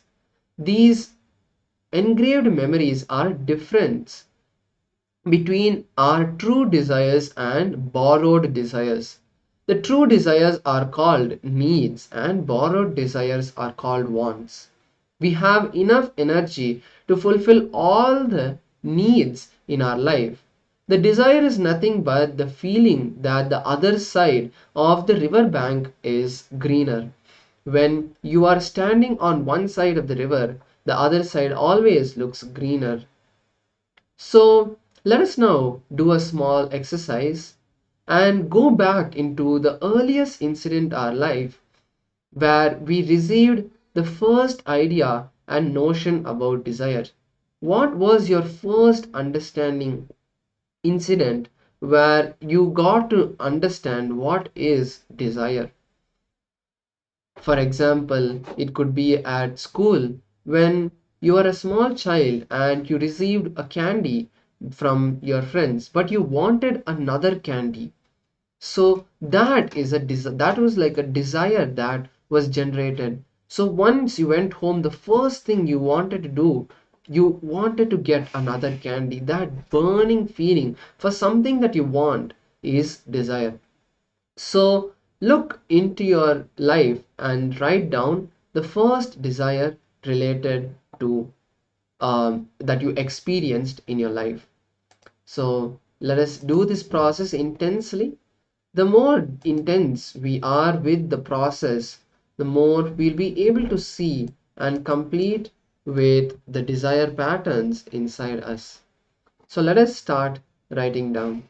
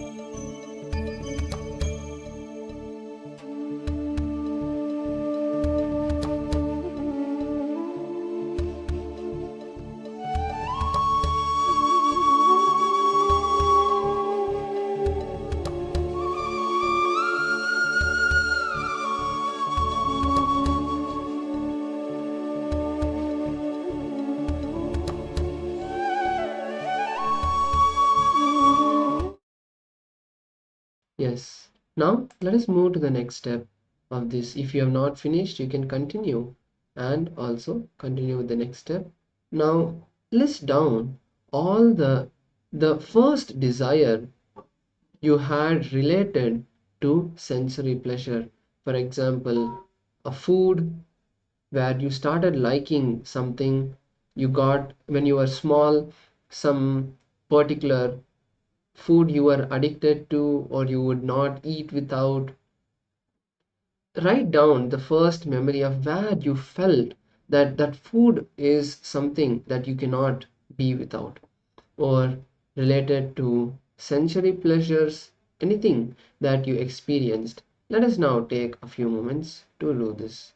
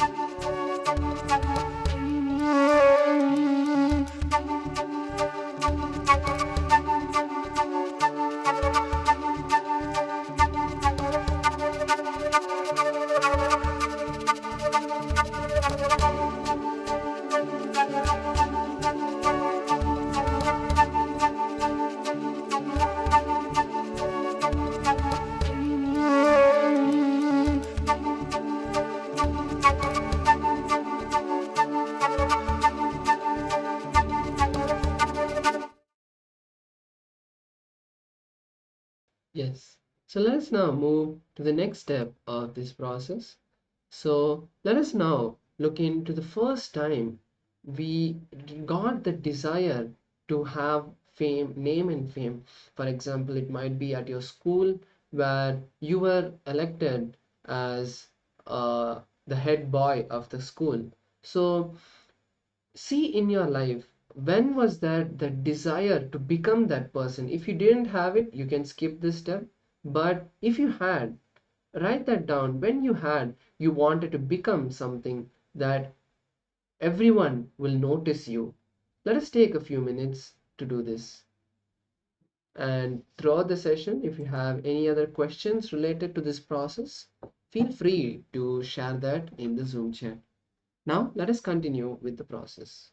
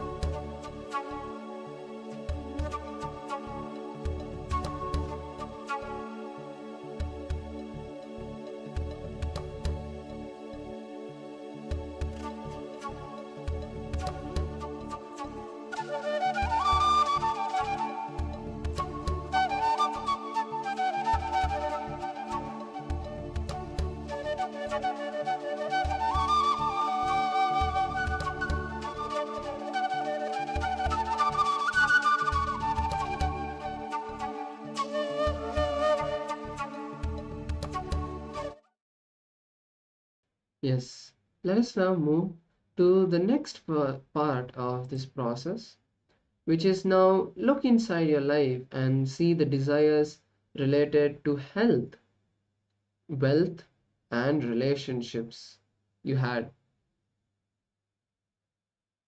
The first desire related to health means you wanted to have a strong body, you wanted to be fit to be part of some sports team, whatever was your first desire you had related to health, write that down.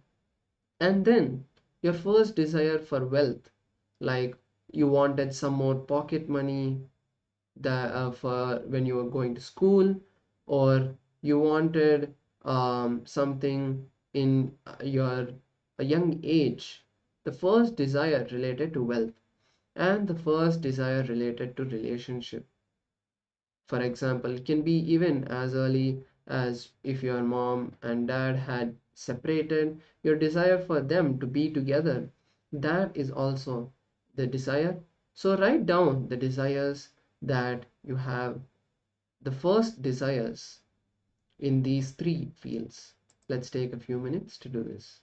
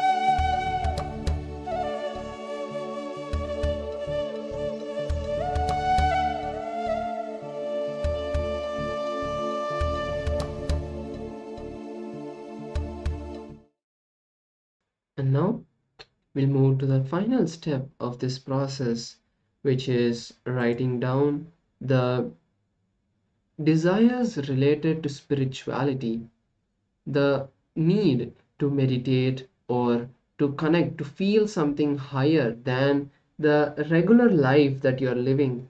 When this the first time that you had that desire? Let us now take a few minutes to write this down.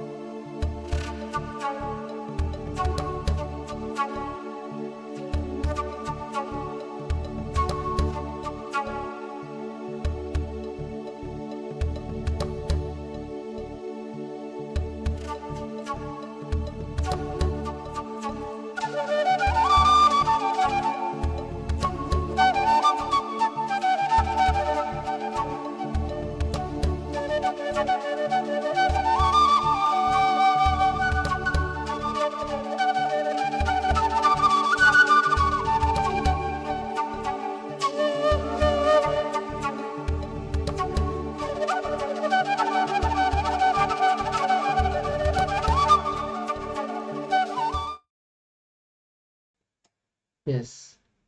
So now you can relax from this exercise. Hope all of you had enough time to complete the entire process. So with this, we'll now be moving into the power manifestation session, the first power manifestation of this today. We are going to be manifesting the power of breath. The power of breath is the ability to see any image and draw that. The ability of art. To perform any art, you can use the power of breath. So for today's program, today's first round, I'm going to be having an image that I'm going to be looking at, and all of you will be seeing through your third eye and then drawing that. You will not see the image at first. You will just close your eyes and request Paramashiva to reveal that image to you, and then you will be able to draw that image when you connect with Paramashiva. So let us now enter this manifestation. I request all the participants to keep a paper and pen or your iPad with something you can draw on. Now I have the image being projected to me.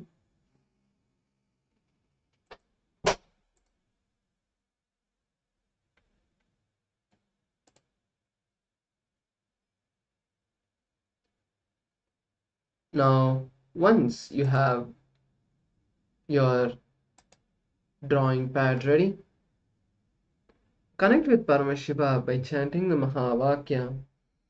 Om Nityananda Paramashivoham.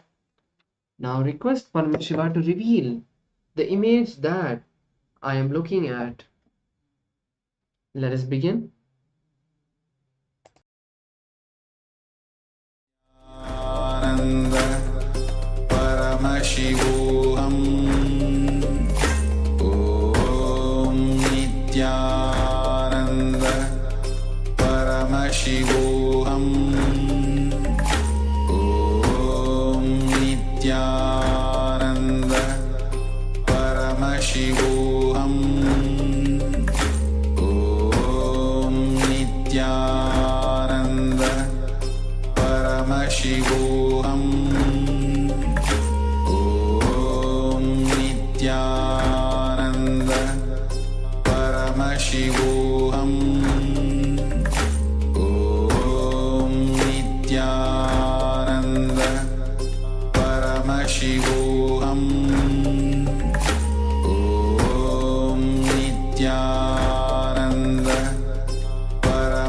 Paramashivoham. Om Nityananda Paramashivoham. Om Nityananda Paramashivoham. Om Nityananda Paramashivoham. Om Nityananda Paramashivoham. Om Nityananda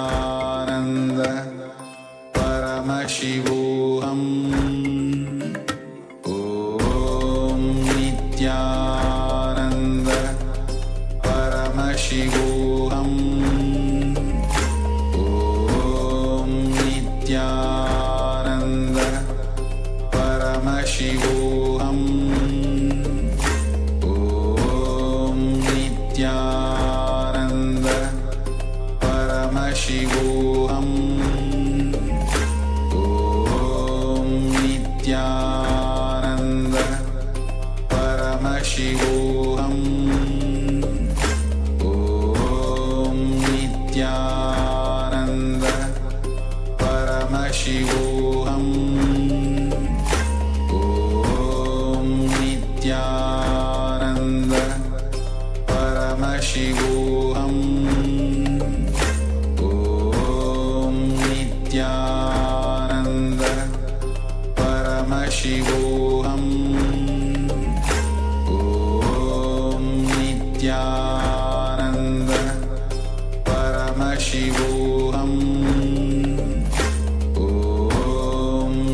Nityananda Paramashivoham Om Nityananda Paramashivoham Om Nityananda Paramashivoham Om Nityananda Paramashivoham Om Nityananda Paramashivoham Om Nityananda Paramashivoham Om Nityananda Paramashivoham Om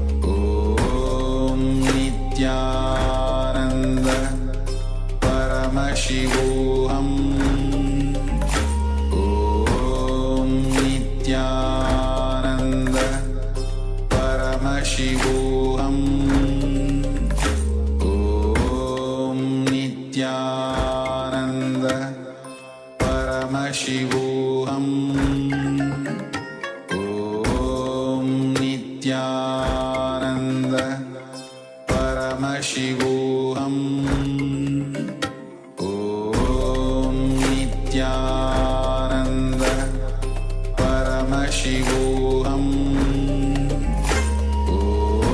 Om Nityananda Paramashivoham Om Nityananda Paramashivoham Om Nityananda Paramashivoham Om Nityananda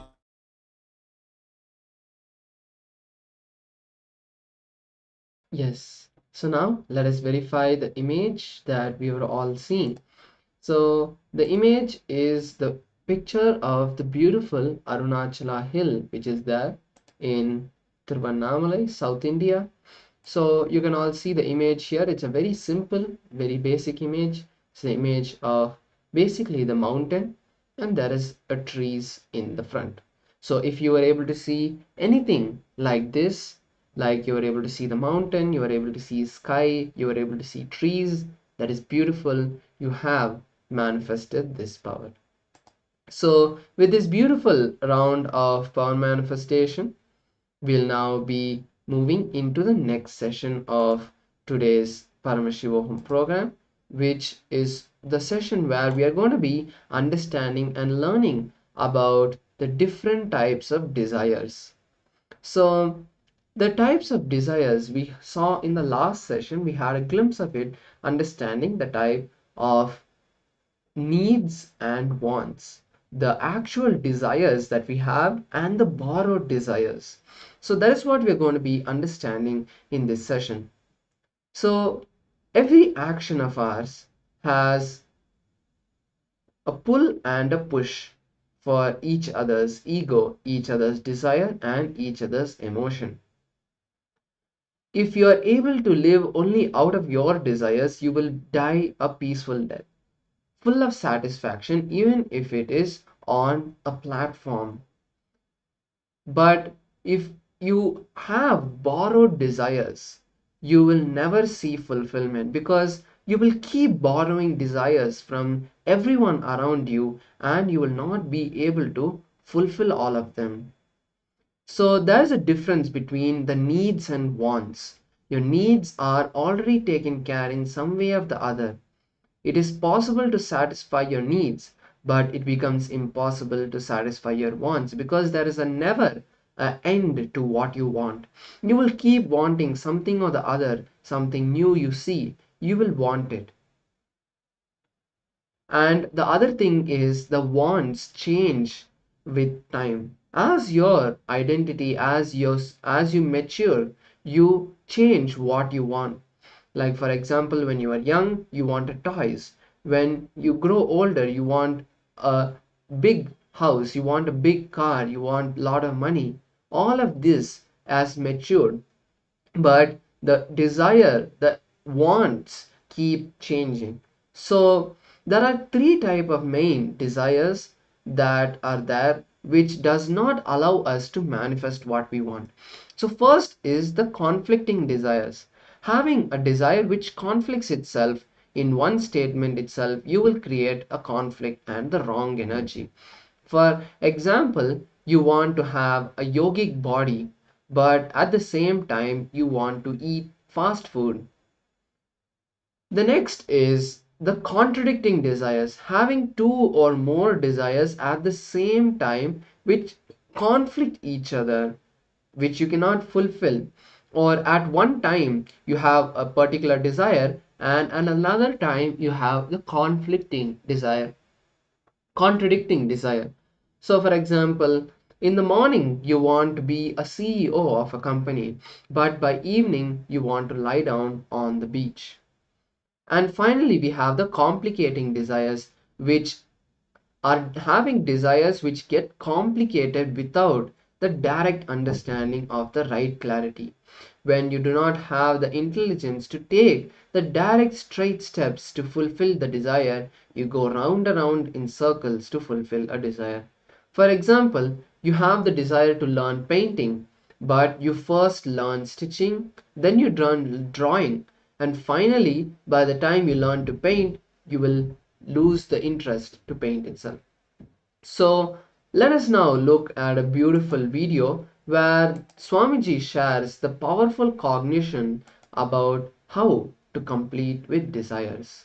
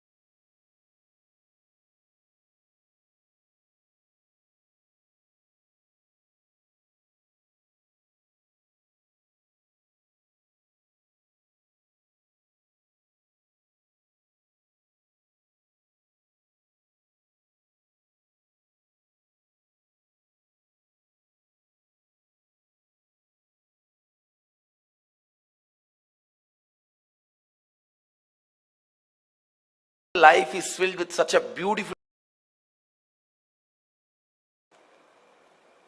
See, there are patterns inside you, contradicting, conflicting, complicating. I'll give you some examples. One side, you will have a desire.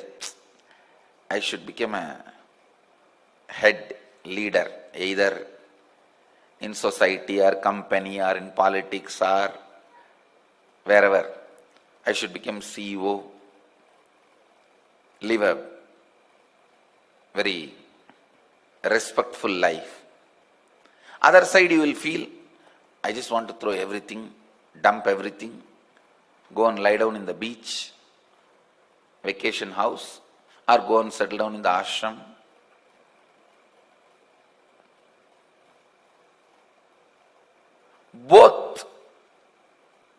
Both completely contradict with each other. One side, you want to live a responsible life where you will be responsible for so many people. The other side, you just want to throw everything and lie down in the beach. Many people think ashram life is a retired life. No. If you come here, then we will teach you. Ashram life is no tired life, not retired life.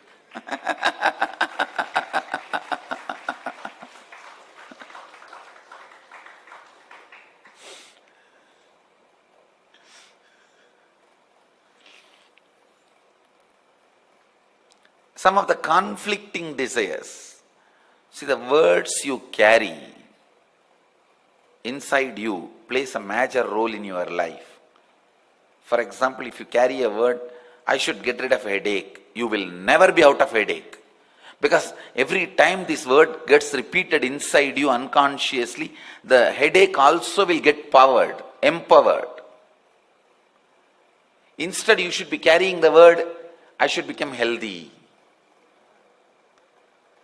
The words you carry is very important. If you want to learn how to carry right words, learn from my Gurukul kids. I have trained them. I have given them a set of rules. You won't hear from them the word no. Not only that, one, talk to them. I have given them completely a new integrity culture, a new integrated DNA. The very words they utter will not be conflicting.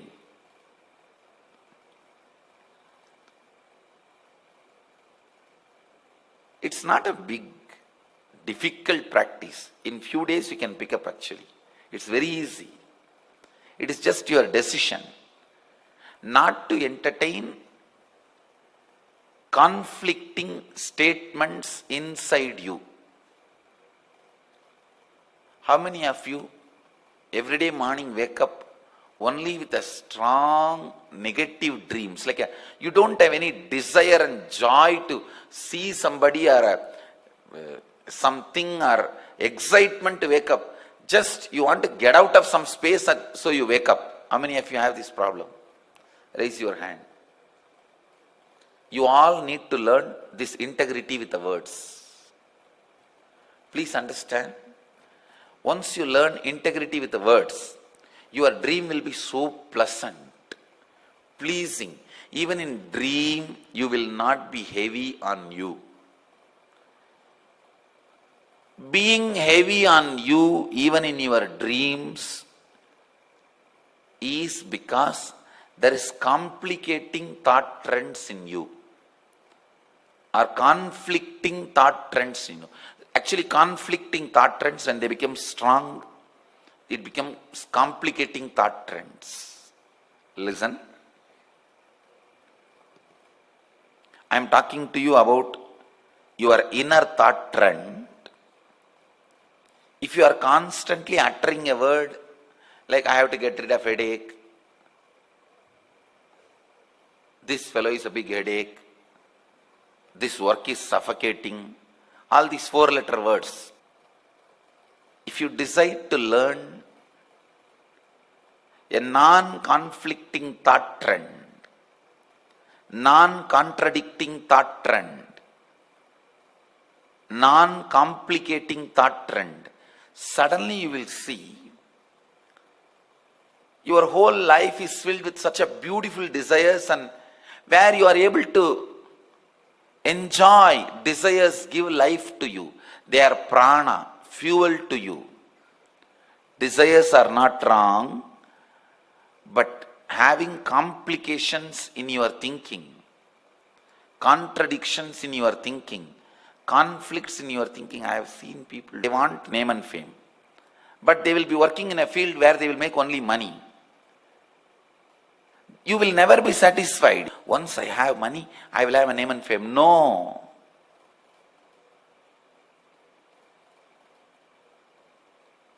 You may want money, but you will be wasting your life in the field where you will get a lot of name and fame, but not money. These are all because of complications, where you are not clear with your thought trend. It is like you jump from the cooker into fire. Because cooker is too hot, you want to jump out, finally you jump into fire. Many times, to escape from one space, if you are jumping into another space, you will be only complicating your life more and more.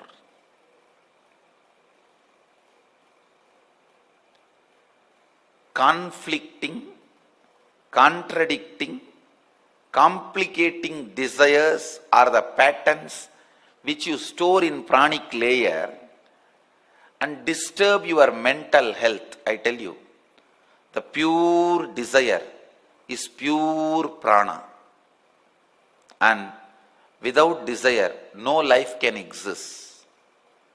Mahadeva himself is Kameshwara, Lord of desire energy.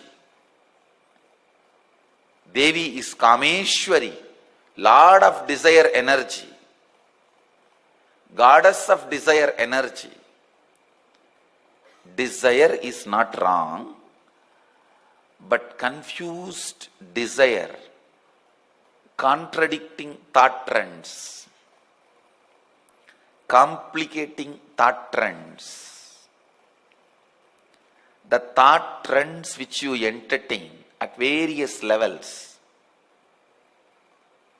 One having the wrong speaking trend. Wrong speaking trend will make the wrong thought trend. Please understand.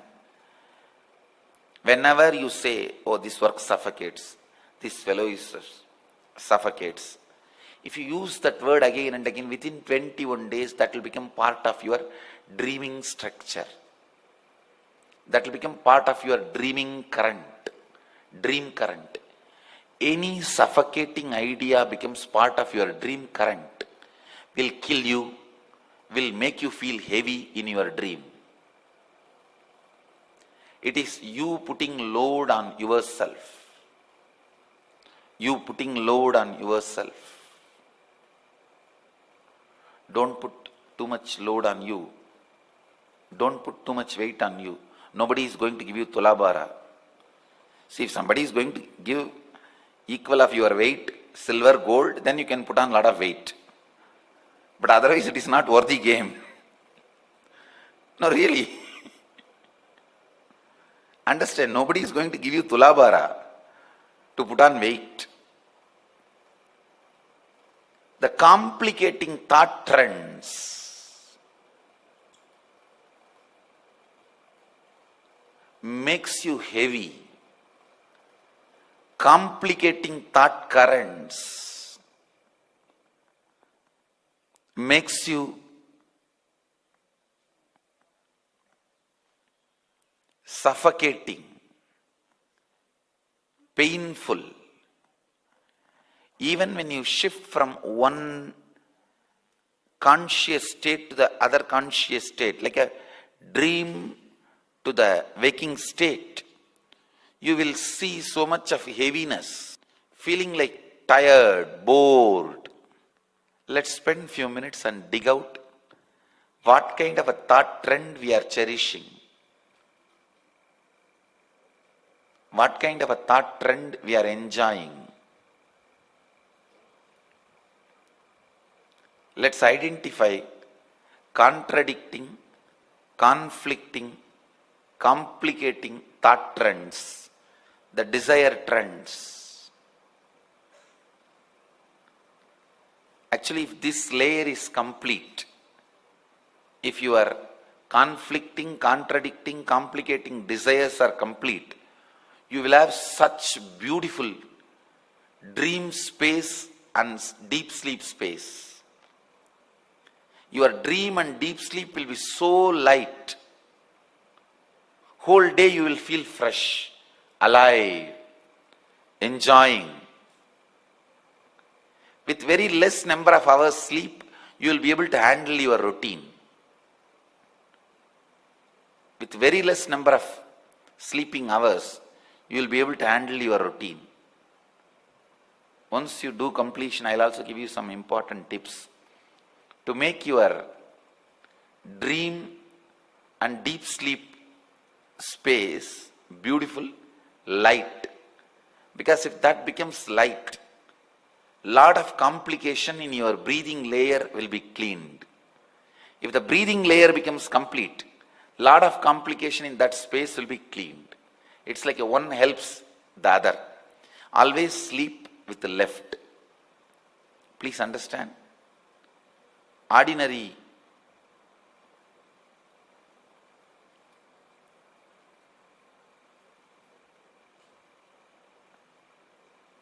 mind always tend to move in the right direction. Right way you try to sleep.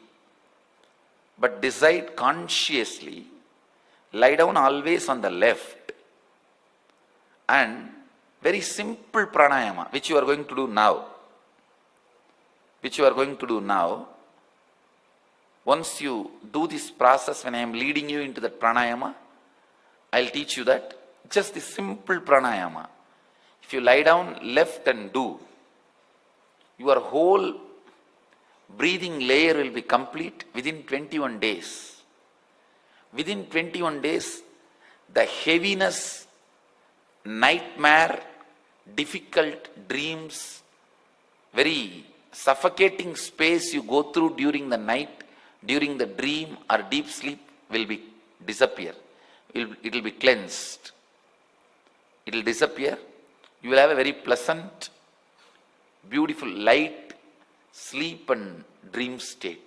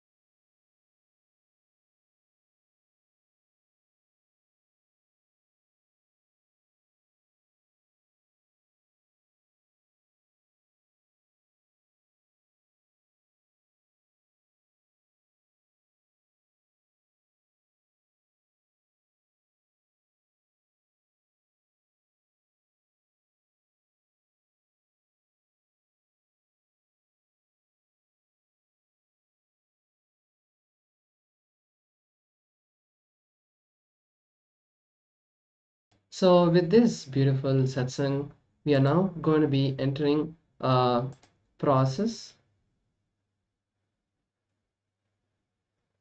So the essence of this session is that there's a difference between the needs and the wants. Your needs are already taken care, but if you want to satisfy all your wants, that is not possible. You will never be able to complete with all your wants. So the exercise, the process we are going to be doing is now listing down some of the desires we have and then seeing the conflicting contradicting and complicating desires. Like how we saw that example. For example, the first one is the contradicting desire, which is where, for example, I want a headache to be healed, but the moment you think you want your headache to be healed, you're not doing anything and just continuing to work. If you continue to work and look at your laptop, you're not going to heal your headache unless you either do some meditation or do some healing to yourself. You're not going to be healing the headache. So this is a kind of contradicting desire. You can write some of these examples so that when you have a desire in life, you will be able to distinguish whether it is a real need, a real desire that you want to hold on to, or do you have to drop it and complete with it. So let us now take a few minutes to write down one example of the contradicting desires in your life.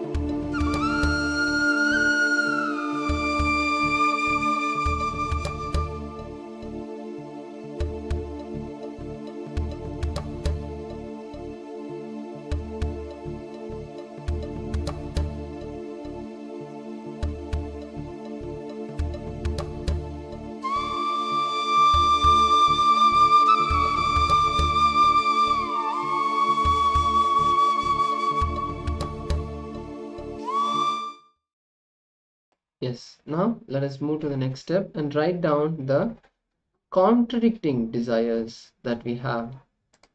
All the desires, for example, like you have a desire to have a lot of money and do hard work, and at the same time you want to lie down in a beach. So let us now take a few minutes to write down an example of this kind of desire that we have.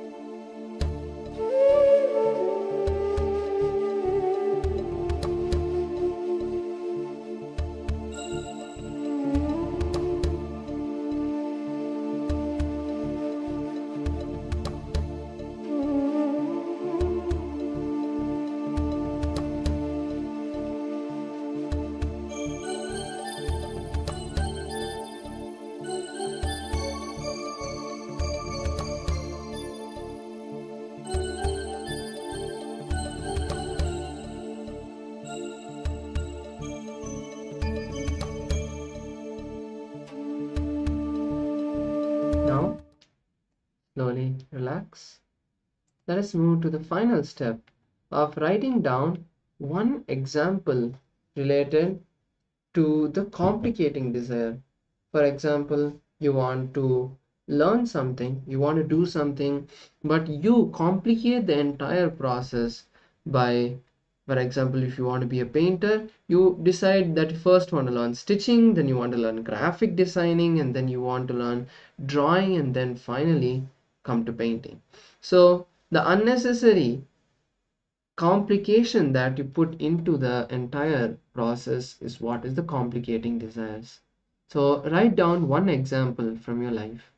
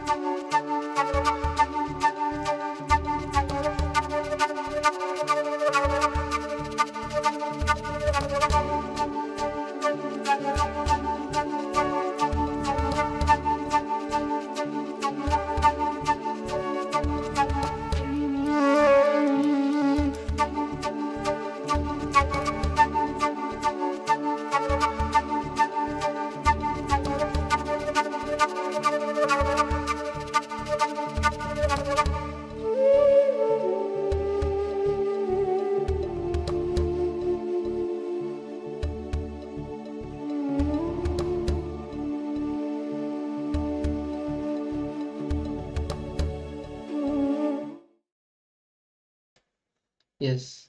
So now that we have completed writing these three types of desires that are there in us, we are now going to be doing a completion process to complete with anxiety, to complete with all of this anxiety and fear that we have, because it is the fear and greed that run our life. That is what we understood in today's session. So to complete with this fear, we are now going to be doing this anxiety completion.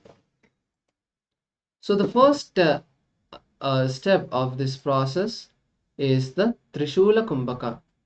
So the Trishula Kumbhaka is the inhaling through the mouth and both the nostrils. So we are going to be doing this 21 times.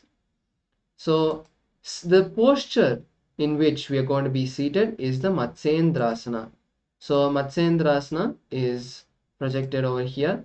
So relax your stomach, stretch your legs, bend your left leg and place it over your right lap, and place your right elbow on the left knee. Place your right palm on the face and gaze at the third eye. So this is the Matsyendrasana. This is the posture we are going to be seated in. Now, in this posture, let us perform the Trishula Kumbhaka. Sit in a comfortable position, like if you cannot sit in the Matsyendrasana, and start performing Trishula Kumbhaka, which is once again inhaling through the nose and mouth simultaneously.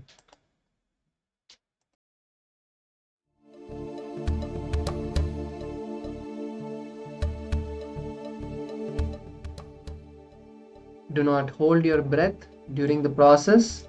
Just inhale and exhale 21 times in the Trishula Kumbhaka.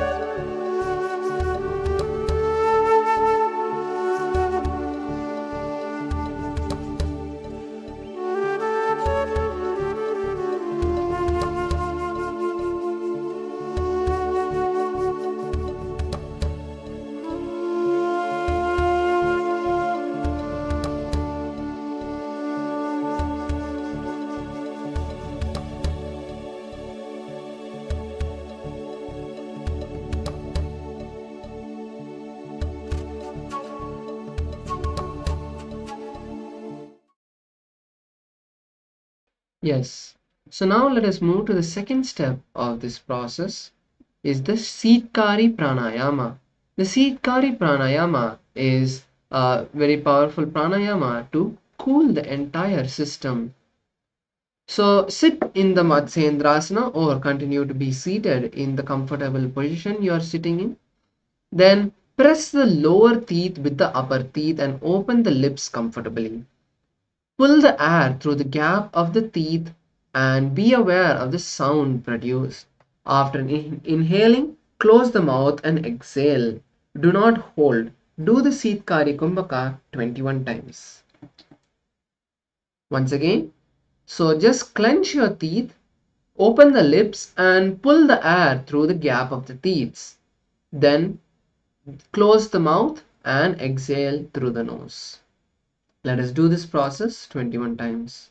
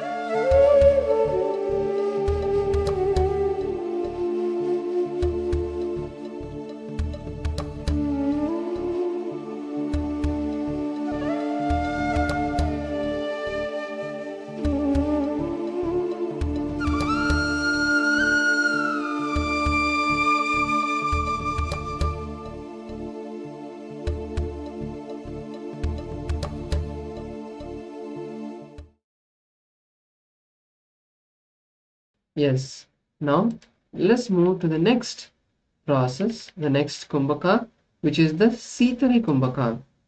So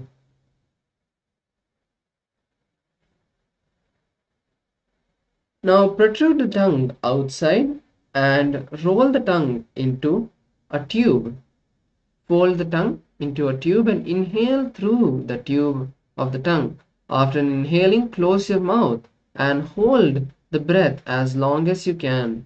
Then exhale through both the nostrils. We'll be doing this 21 times. So protrude tongue outside, hold and fold the tongue and inhale through the tube formed by the tongue. After inhaling, close the mouth and hold as long as possible and exhale slowly through the nostrils.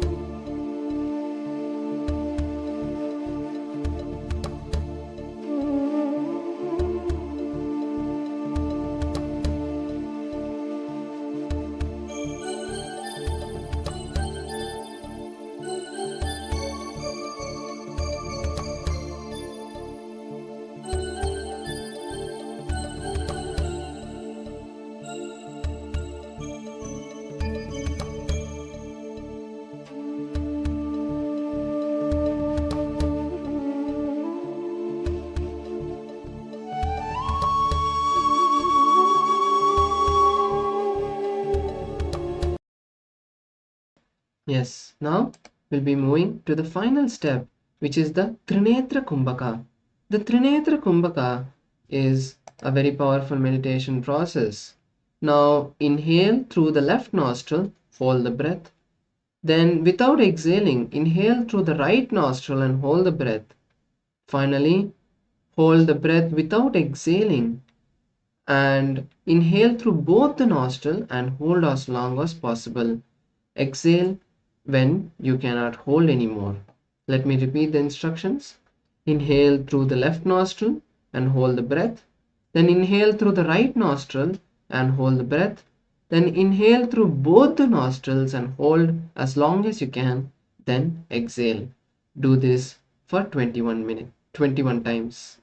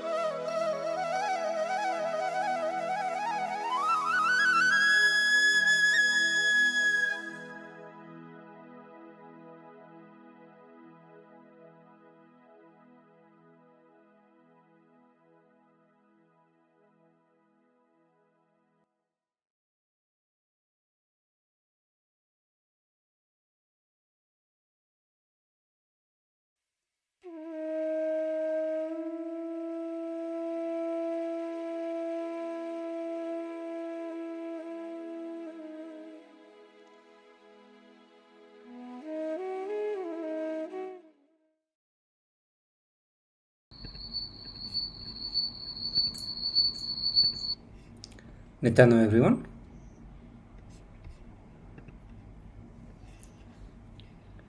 So all of you please relax now.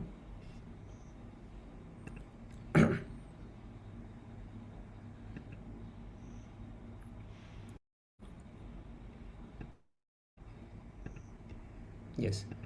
So let me know how was the experience of this powerful kriya that you went through just now. The kriya the cure for anxiety. So this is the kriya that we all were doing. So these are some of the very powerful nitya kriyas revealed by the Supreme Pontiff of Hinduism, and they are a very powerful way to heal the various forms of disease. So the Supreme Pontiff of Hinduism has given for almost 108 different kind of diseases. The care and the cure kriyas are given. So through Paramashivoham Level 2, we are covering few of those kriyas which will be helping you or which is aligned with some of the sessions that we are taking.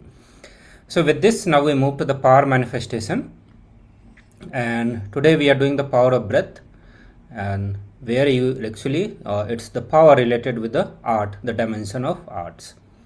So you are going to be seeing through your third eye and draw that picture. Okay. So one might saying this kumbhaka makes us really hot. Trinetra kumbhaka is very, very powerful, and we have done this kumbhaka many times during the earlier Paramashivoham session to awaken the non-mechanical parts of the brain. So before every power manifestation, we used to have this Trinetra kumbhaka, and during COVID time also Swamiji had reintroduced and asked all of us to do. So this is one of the very powerful kriya kumbhaka. And Asana Shivam Senthil Kumar is saying light head pain. Okay, it will go away. Okay, so let's get ready for. So Trinetra Kumbhaka actually awakens various non-mechanical parts of the brain, which helps you to manifest the space and powers of Paramashiva. So right now we are just completing this Trinetra Kumbhaka, and this is one of the good time to start the power manifestation. So I'm going to project a picture, and you scan through your third eye. So you will be blindfolded, scan through your third eye and draw that picture. So I request all of you to close your eyes, rather put a blindfold.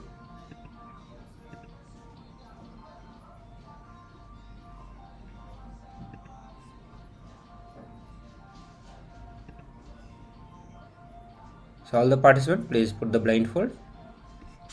So I'll project a picture. You need to scan through your third eye and then draw that picture again. So have the pen and paper or pencil and paper, whichever fits good for you to drawing. Yes. Close your eyes and chant Mahavakya intensely and loudly. So visualize Swamiji in your third eye and pray to Swamiji to show the picture which is being projected on the screen. So now continuously scan through your third eye. Bring the restful awareness. So while you scan through the third eye, do not try to put the pressure on your third eye. Do not try to force concentration. Many times we do that. Be in complete restful awareness. Drop all sorts of verbalization, visualization, any anxiety or any stress that is there. Continuously drop all of that. You can drop all that at the feet of Swamiji. And this is what is called active surrender. So while you are doing the power manifestation, you can practice this powerful technique called active surrender while you are continuously dropping any of the incompletion that is coming up, any of the emotions, thoughts, anything which is disturbing you, or even if it is not disturbing, just go on dropping it. Become completely empty. Let Swamiji fill you completely. While you do all this process, continue to chant Mahavakya. Take the pen and paper and draw whatever Swamiji is showing. So whatever Swamiji is showing, continue to draw that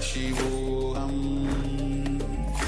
Om Nityananda Paramashivoham Om Nityananda Paramashivoham Om Nityananda Paramashivoham Om Nityananda Paramashivoham Om Nityananda Paramashivoham Om Nityananda Paramashivoham Om Nityananda Paramashivoham Om Nityananda Paramashivoham Om Nityananda Paramashivoham Om Nityananda Paramashivoham Om Nityananda Paramashivoham Om Nityananda Paramashivoham Om Nityananda Paramashivoham Om Nityananda Paramashivoham Om Nityananda Paramashivoham Om Nityananda Paramashivoham Om Nityananda Paramashivoham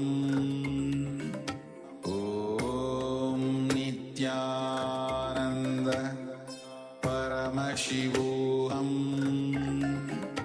Om Nityananda Paramashivoham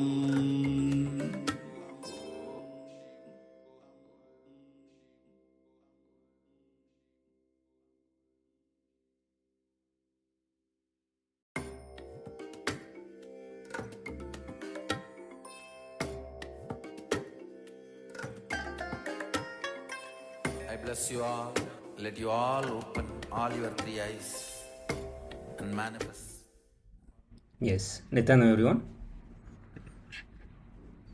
So now all of you can open your eyes and see the picture which is being shown here. And you can verify with what you drew. So you can see how much you are able to manifest. So may I know how many of you actually draw the flower or any of the plant?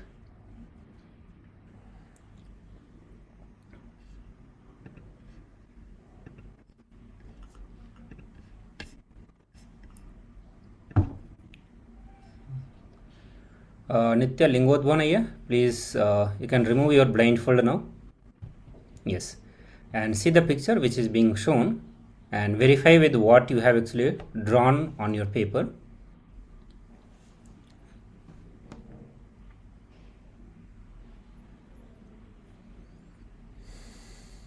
Yes. Nityananda Parameshwari.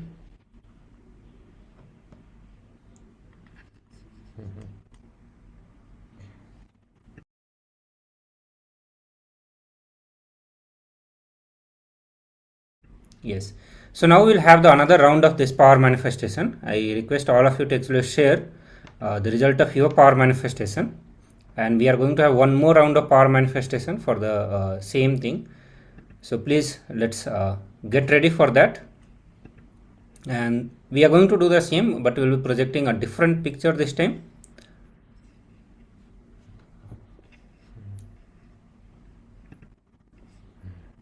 Yes.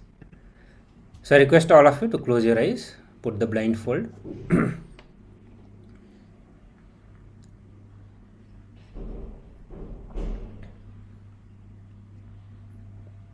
Yes. Okay, great. So now again let's get into power manifestation. You start visualizing Swamiji in your third eye and chant Mahavakya. So I'm going to project the picture now. I hope all of you have closed your eyes, put the blindfold. Yes.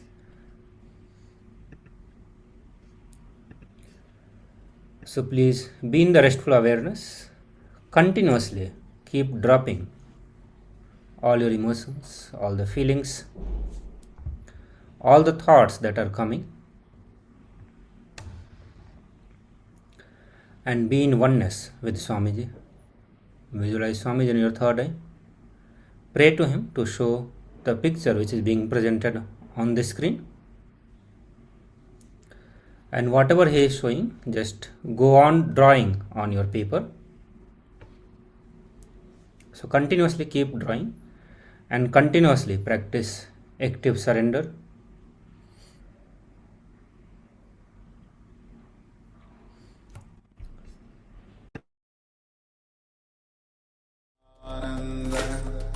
Paramashivoham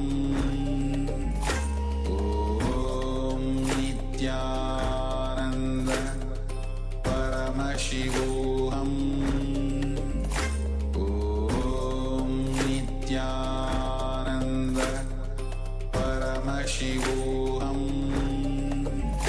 Om Nityananda Paramashivoham Paramashivoham Om Nityananda Paramashivoham Om Nityananda Paramashivoham Om Nityananda Paramashivoham Paramashivoham Om Nityananda Paramashivoham Om Nityananda Paramashivoham Om Nityananda Paramashivoham Nityananda Paramashivoham Om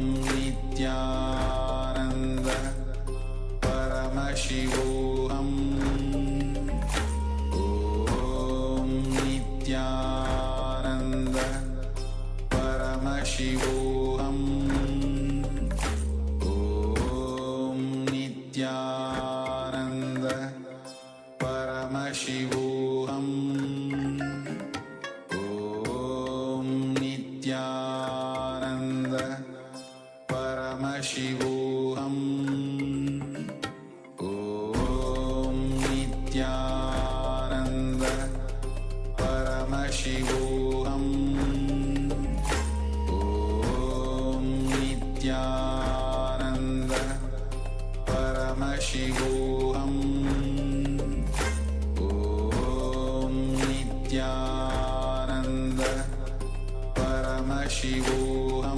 Paramashivoham